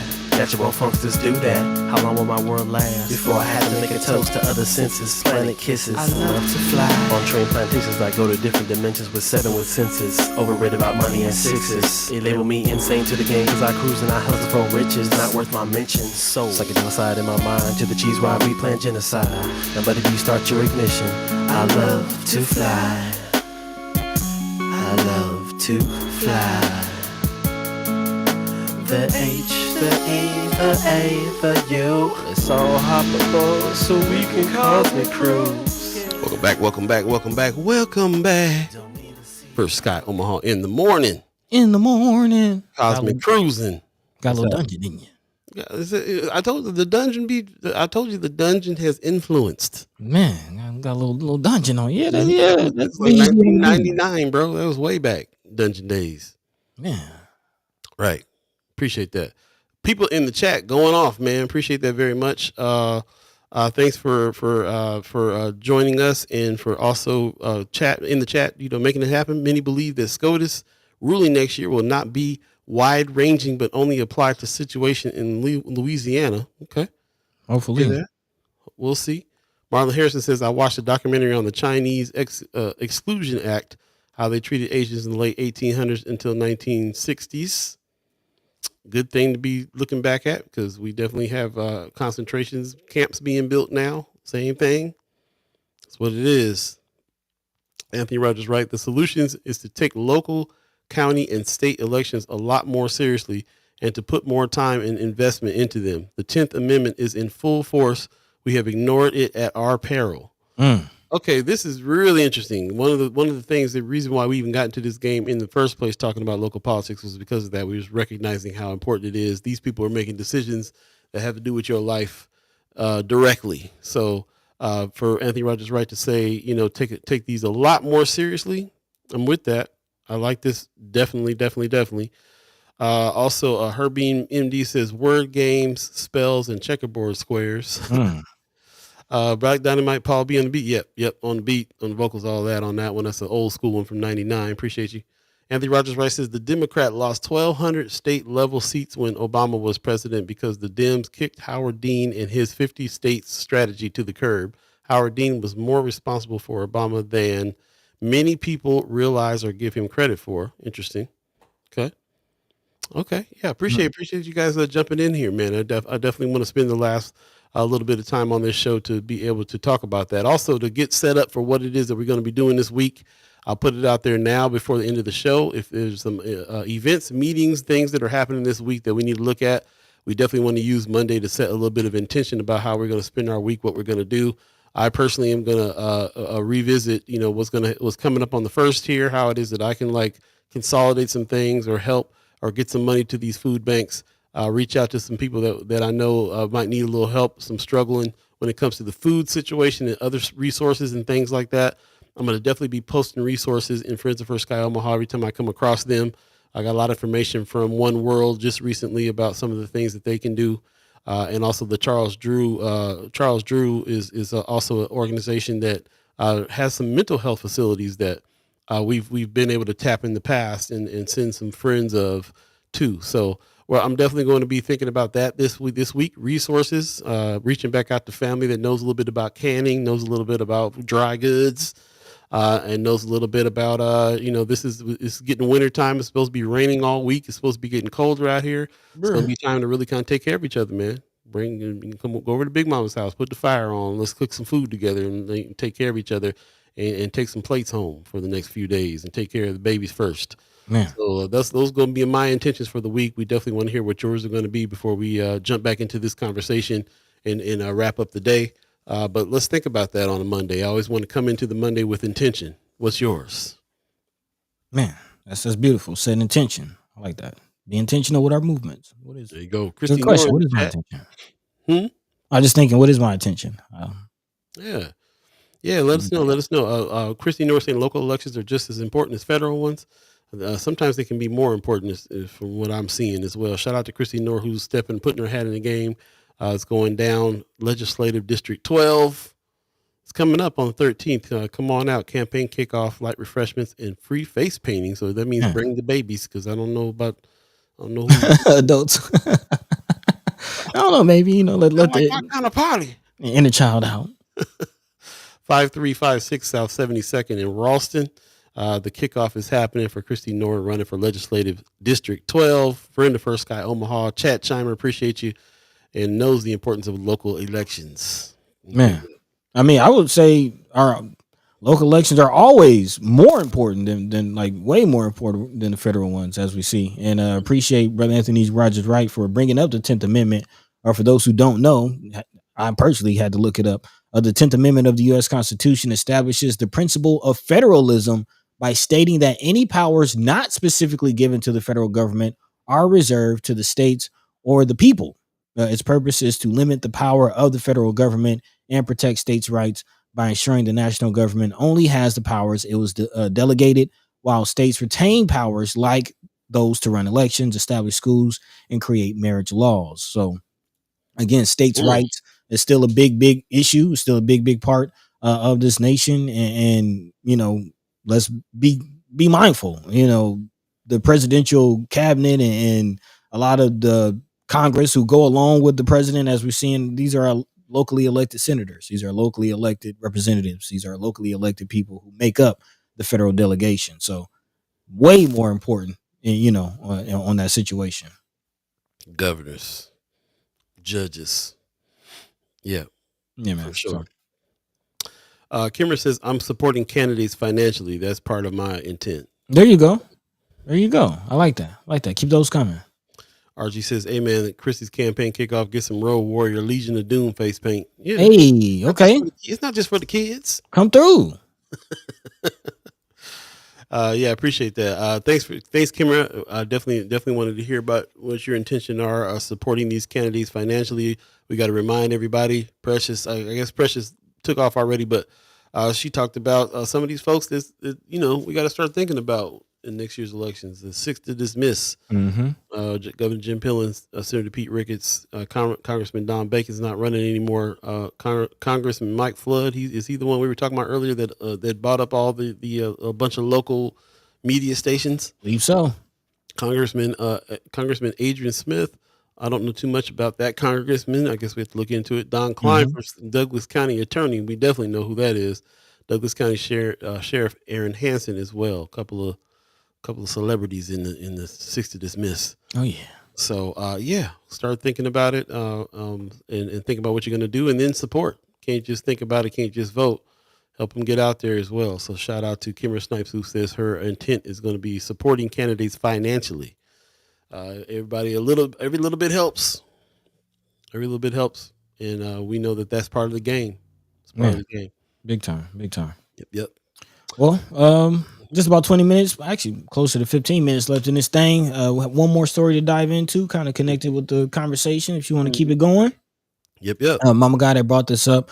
You had shared this, Paul, of course, talking about the shooting at Lincoln University, and a lot more questions than answers right now. For those of you who don't know, Lincoln University is a HBCU or a historically black college and university, and one person was killed and 6 more were wounded in a shooting Saturday night, as many actually HBCUs across the nation celebrate their homecoming. Again, gunfire erupted outdoor during an outdoor festivity, as students and alumni celebrating homecoming at the historically black school. A person who had a firearm was detained, and officials are investigating the possibility that there are more than one shooter, but they do say that they don't believe there is any active threat on campus.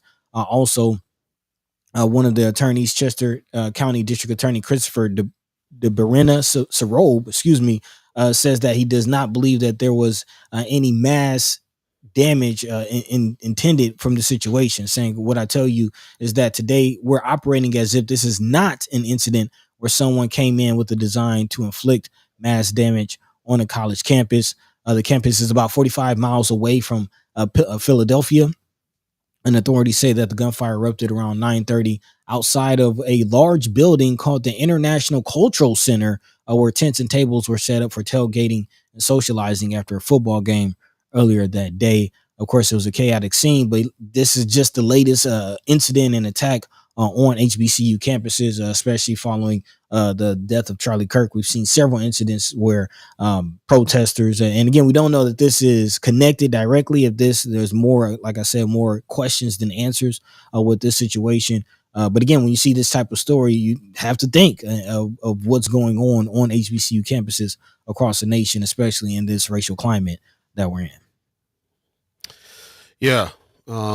Just wanted to do definitely talk about that story, do a little update on that. Like I said, we have been reporting that after Charlie Kirk, there's been threats, and that was what stood out to me is, now that something didn't happen, and we're trying to get into exactly what it is. I think it was important that they said that this is not, that kind of threat. They had to state that because, that's kind of on everybody's mind right now, knowing that HBCUs have been threatened and so on. So, it's definitely something we need to be thinking about, keeping our eye on. It's just along with the same rhetoric and the same story that's going on right now, all the things that we have to be paying attention to right now, and the attacks that are happening against us. So that's another thing, man. Definitely think about what those schools represent. That's my first thought went to that. Like, why do we have HBCUs in the first place?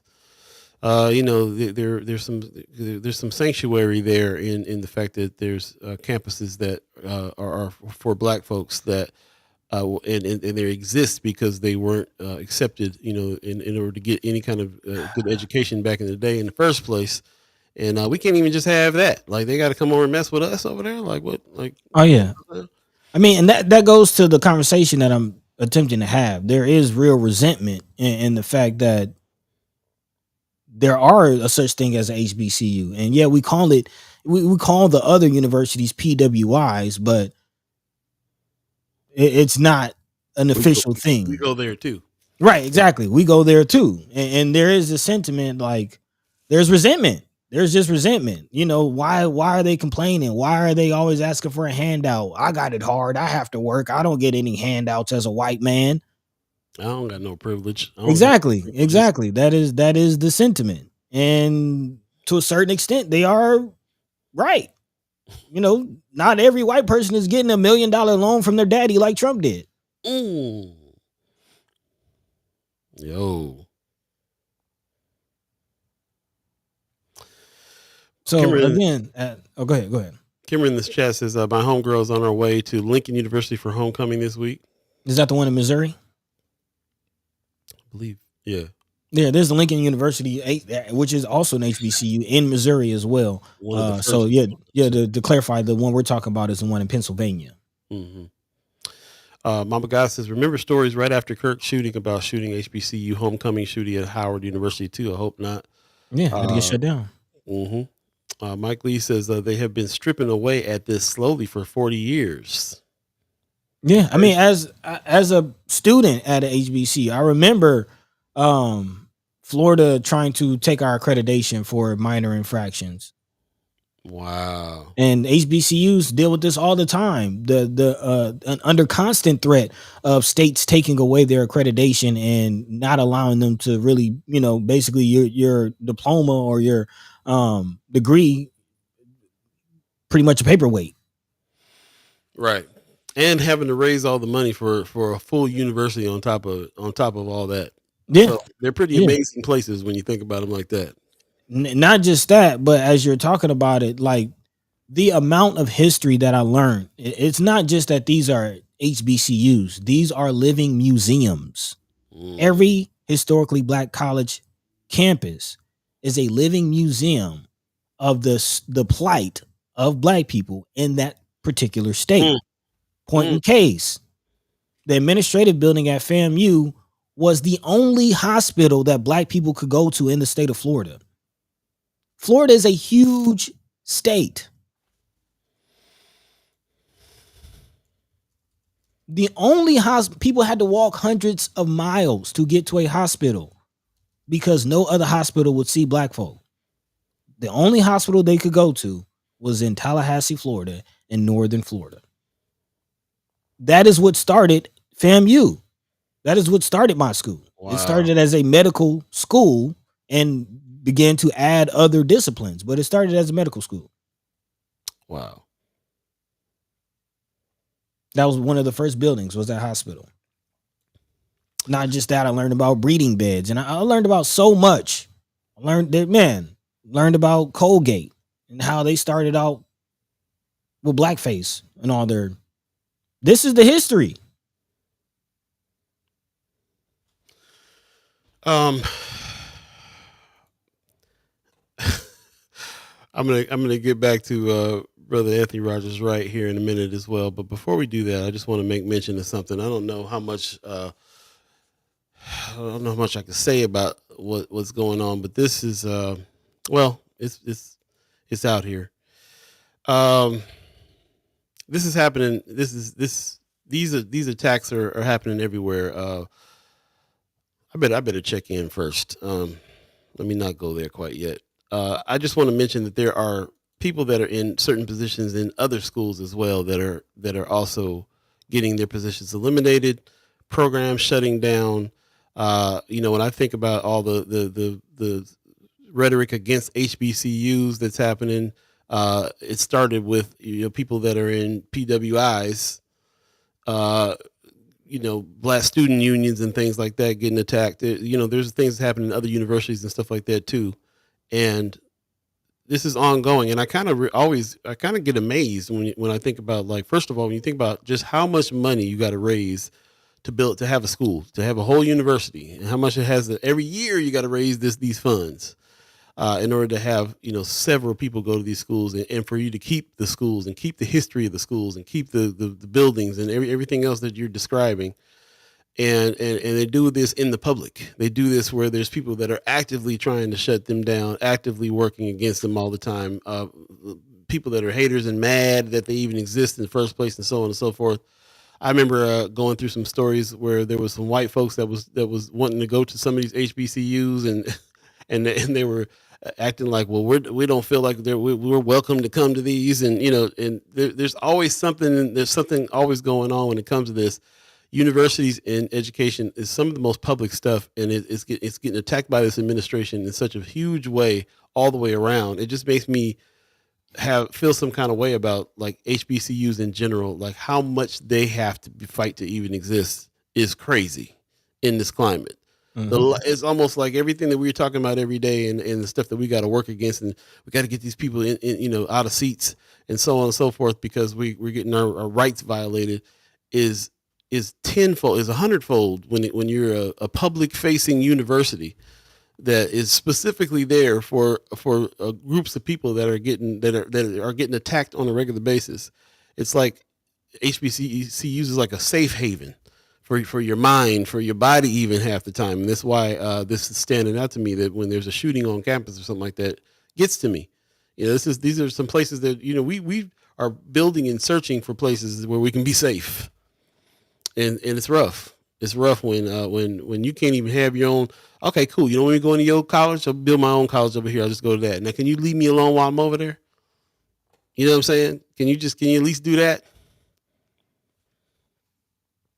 8:52 right now, if you believe in the concept of time. I wanted to go back real quick to talk about. We talked about Kimber Snipes' intention to be able to fund people that are running. And we went through the 6 to dismiss, and we keep talking about the people that we need to get out. It's time to start talking about the people that we want to put in. That part. Who's that?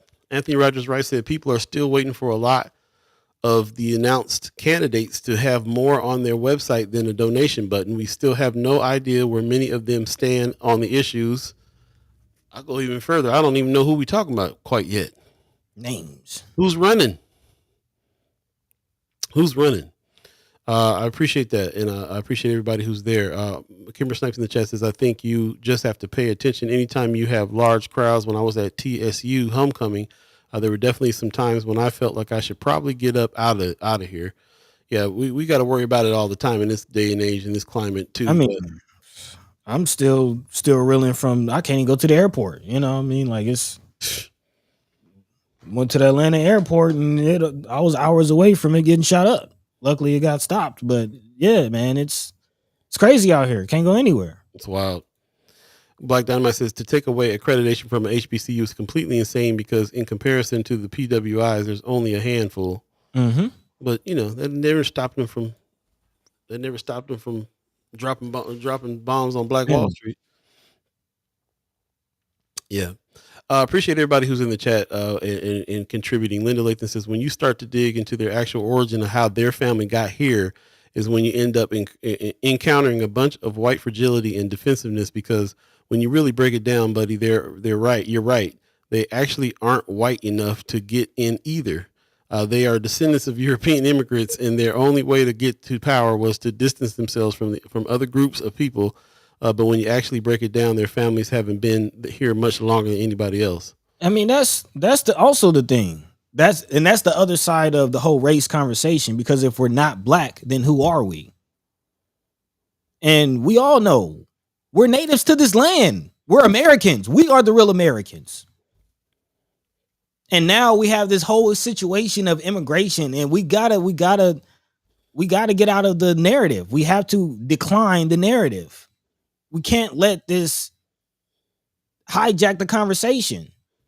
Anytime these Europeans talk about immigration, like ain't your parents from Germany? What are you talking about? What are you talking about? My great grandma is from Mississippi. My great grandparents are from Alabama. My lineage gets traced to where I am now, my homeland, South America, or Southeast America. Do we need to retrace the Trail of Tears? I know how my family ended up in the Nebraska area. Do we need to go to the Webster definition of American? The copper-colored races of America that were found by the Europeans now applied to... Come on, man. The hijack is on. That's what we got to get back to. We keep letting them dominate the narrative, then Americans are going to be white people.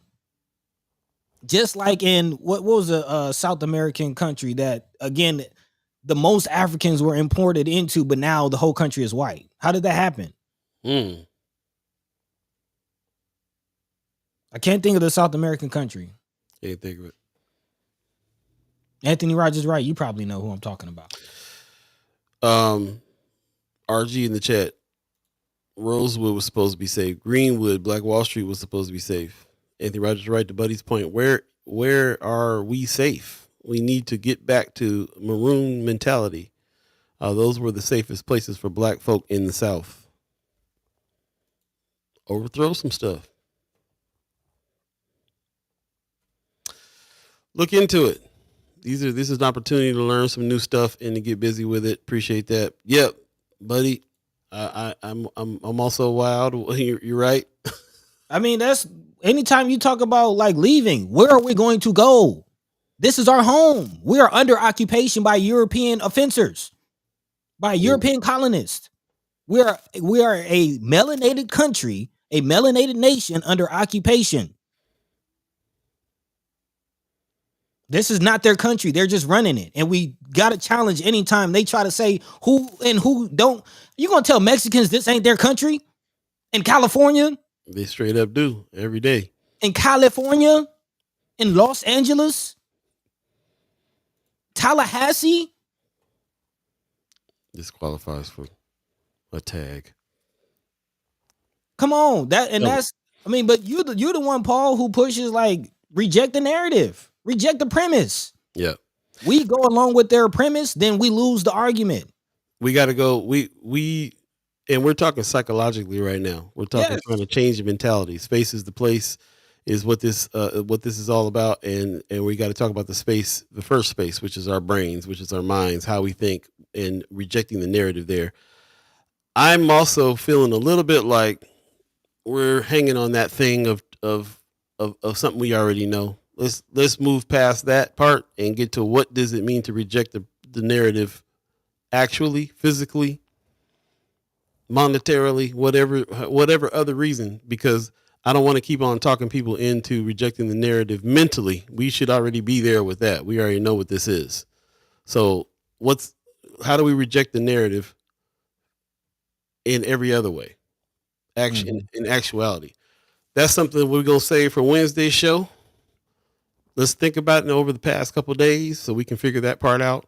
Anthony Rogers Rice says Solidarity, John Brown Gun Club, Redneck Revolt, SRUJ showing up for racial justice, to name a few, giving 5% of their salaries to reparations and free defense lessons for black women. We're talking about some actual items here. Now we're talking about rejecting the narrative. Now we're talking about not accepting the premise. We should be past already having it in our own minds that we are that this is that we know what this is. We got to get past that. It's now. What are we talking about now doing? I don't know. I don't know that we fully have it set in our minds that what we're dealing with. I think we know, like we say things like, yeah, I got Indian in my blood. Like we say things, but I don't think we've have really sat with it and allowed it to sit in our psyche. Well, I guess it depends on when you say we, who we talking about. Because I can name several ancestors right now that put it in our psyche a long time ago. This whole idea, where are we at with it? Where we think? How does it affect how we live? Is the question. What we thinking about it? How does it affect how we allow ourselves to live? There's some people like Anthony Rogers right in the chat is he's laying it out. What needs to happen next? This to me is somebody who has already got it in their head what the narrative is, and is on the path to doing something about the narrative. Agree. So I do appreciate your sentiment with pushing back on the we. I don't want to. I do think there are people who get it, who are fighting the fight on all sides. There are European descendants who know that they are not the true Americans, that they are themselves second, third generation immigrants. They know what it is. So yes, but I think there's a general consensus that hasn't been reached that I'm looking for. A general, right? And to me, we need a general consensus because we need some solidarity. So I can understand the first lane being strategic communication, so that we can all get on the same page. We can understand what we need to understand, because that's the only way you're going to get to any kind of movement within groups. If there's more debate that needs to happen on this, then yeah, I guess we can be the ones that are facilitating that debate. Mm-hmm. But I also am at that point where I'm saying, okay, well, so let's accept that, which I think a lot of us do. Like Kimmer says, the narrative. So my question is, whose lane is it to work on changing the narrative, and what does changing the narrative mean? Anthony Rogers Rice says narrative is the first and most key intervention point of the 5 points of intervention. Thank you for bringing that up. Says narrative represents a seed, and everything that grows out of it will inform and influence your program. Yep. So this is the whole premise of the show. We reject narratives. We bring up narratives. We allow each other to give each other the information that we need to make some change. It is the seed. It is the lane. The strategic communication part is us putting things together in order for us to be able to see what is actually happening, so that we can take action on what's happening. 5 points of intervention. We definitely need to dig into that more. Appreciate I love that. Rogers right for that, for sure. I love that. Michelle Weston says you use the melanated people. Explain what does it mean? You use the melanated people. Melanite people? Oh, melanite people. I'm sorry. I didn't even read that right. Melanite people. Not sure. She says, I understand, but there are people in the audience that does not understand, but won't ask the question. I don't know how to gauge that. I'm not asking people whether or not they understand, so I don't know if they do or not. So I can't call that. And I don't recall saying melanite people if I did say that.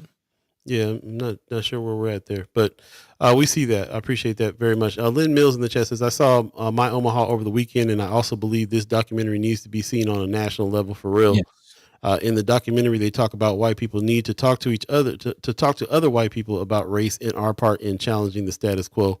Definitely. We're definitely past that part. This show is not here to explain things to white people that don't understand or need to debate about it. If there are people that are of other races besides our community, then they're learning something great. That's great.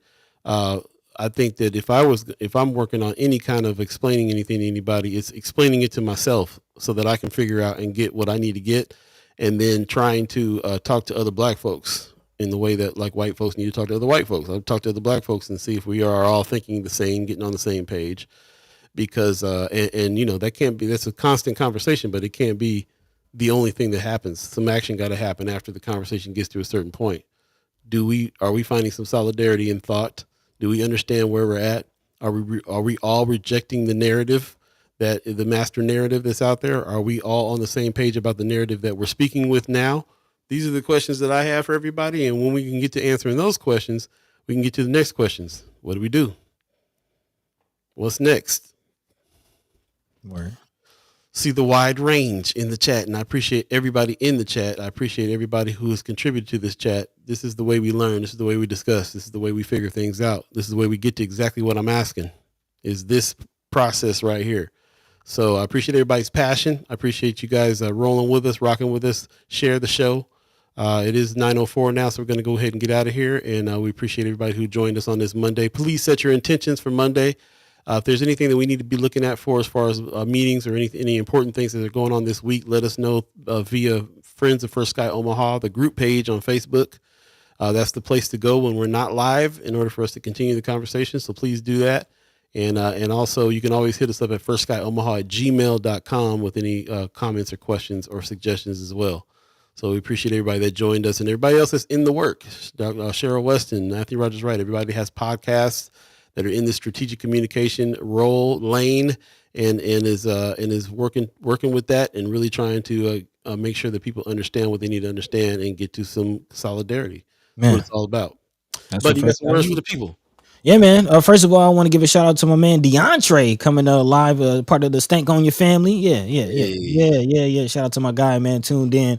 He says we're part of his morning routine now. He lives here in Atlanta too. So again, kind of seeing the national appeal. I know that a lot of what we talk about is Omaha based, and I think my Omaha is a perfect example of our perspective of Omaha being a microcosm of the nation at large. I think a lot of the issues, a lot of the things that we talk about that are pertinent and happening in Omaha reflect a lot of the nation. So again, even if you don't know people that are tied to Omaha, even if you yourself are not tied to Omaha or do not live in Omaha, spread the word, because obviously these conversations impact us all. So tell a friend to tell a friend. Thank you for tuning in with us, DeAndre. I appreciate you, bro. And everybody tuned in right now. We appreciate you. We love you. We thank you. Also, big shout out to those who are just joining the conversation, letting your mind be free, letting your voice be heard. I do appreciate that. I do want to roll back and answer Sister Cheryl Weston's question about Melaninite people. I will say I did meet and get to speak with Dr. Frances Cress Welsing, who is a Black psychologist. She has a book called The ISIS Papers, and she has a theory on what white supremacy and what we're dealing with is. And her theory is whenever they came from, wherever they came from, whether it's, whether your idea of where the European, non-melanated came from, we all know civilization started in Africa. So let's just call it what it is. But her theory is that when that group of people left the caves, they realized that the world was a melanated world and they themselves were not melanated. And wherever they traveled, they found melanated people. And that caused a certain psychological situation. So again, look into that yourself. The ISIS Papers. Again, this isn't my theory. This is the theory of Black psychologist Dr. Frances Cress Welsing. Rest in peace. Beautiful sister, beautiful soul. That is her work. I urge you to check it out if you want to learn more about that. There you go. We appreciate you guys running a little after our agreed upon time of 9:00 just to wrap some things up. And again, this was a heavy show, but we want to really kind of set some intention for the week and remind everybody to please do that. So I appreciate everybody that does that. Shout out to our one of our sponsors right now, the city, who is trying to make sure that the lead is out of our areas. The Omaha lead site remediation process is laid out here in this flyer. You can see this on Friends of First Sky Omaha as well. And there's still properties out there, whether you own them or not. If you suspect that there is lead in the yard, highly suggest you check this out. This is the perfect time to do that too. We're talking about food deserts. We're talking about what to do when SNAP benefits go away. How we can help. If you live somewhere where you can grow some food, that might be a way to get by. But you got to make sure there's no lead in your ground before you do that. Yeah. So you can give them a call 402-731-3045 to have somebody come out and test your yard. They come out and test. If you're eligible, then there's an assessment that there's some lead there. They'll do the remediation, the soil removal. They replace soil and grass. And a lot of people were nervous about that. They're just going to come dig up your yard and that was it. But no, they will do more than that. They will come and replace the soil, replace the grass, get you back looking right, but also check your home to make sure that you got, if you qualify for an interior dust assessment and exterior paint assessment and all these other assessments that you need in order to find out whether or not you have lead in your home. So we'll have somebody from the city to come on and talk about this a little bit more, but shout out to them for sending that message through us to you. We are a Superfund site, which means that there's a lot of lead in our area from old smelting plants and other things that especially in the north side, south side too. And we really need to be checking that out and getting that out. There's money set aside for the remediation process, and the city is going to help you do that, but you got to reach out. So we'll talk more about that as we go, and we're going to go ahead and get out of here. We really appreciate everybody that joined us today. Lynn Mills says, this is a great show, and I continue to learn whenever I listen in. Appreciate that. Thank you very much. Also, Pop says, thanks for a great Monday show. See you all on Wednesday. Appreciate that. DJ Kethro in the chat, man. Respect. Appreciate you, bro. Man, it looked like everybody was having a lot of fun this weekend, too. A lot of parties happening. It's coming up on Halloween, I guess. A lot of Halloween parties have started up, and people still trying to celebrate while the weather's still halfway decent. Yeah, I got my orange and black on. Oh, okay, all right. I don't deal with the demons myself, but y'all do you. Do what you do. Mama God says peace and love, fam. Appreciate you. I know Black Dynamite Easy. You want that 3 hours? Ain't gonna happen. Not gonna happen. No. Pop says actually all people have melanin in their skin. Just to what degree? Ooh. Yeah, I mean the issue is we know it. Do they know it? They don't know it. Right. We know everybody's a child of Africa. Do they know it? Come home. Stop hating. Come home. Just come on home. Just come on home. You ain't gotta hate us. Just come on home. Bro, cuz, what's going on? Alan Faison in the chat. It says another great show. Appreciate you, cuz. We're gonna go ahead and get out of here. We got a special guest on Wednesday, so please tune in on Wednesday. We really appreciate everybody that joined us, and do us a favor and share the show. Also, you can go to firstsky.omaha.com, hit the join button, and become a reoccurring member. Shout out to all the $10 people, the $15 people, or $25 people, and the $50 people. Thank you very much. Shout out to Kimra, who wanted me to remind everybody that we also take donations for the news work that we're doing, just like KIOS and NPR, who I shouted out and was like, donate to them. Like, donate to us too. Appreciate that. Shout out to Dave Pontos Esquire for his donation today. Appreciate that. Saw that come in. Thank you. Yeah, man. And thank all of you for helping us continue this work and being a part of it. So we'll see you on Wednesday. Take care of yourselves. And shout out to the Omaha Tribe elders for allowing us to be on this land while we're here. Shout out to our elders allowing us to speak before you, and shout out to you, chat chimers, allowing us to speak with you. We appreciate these conversations immensely. And set your intention for the week. It is Monday. Let's check back in Wednesday, and then let's check back in Friday and see if we made any progress with those intentions as we go. We'll keep it going. With that, we're going to get out of here. Take it easy. Peace.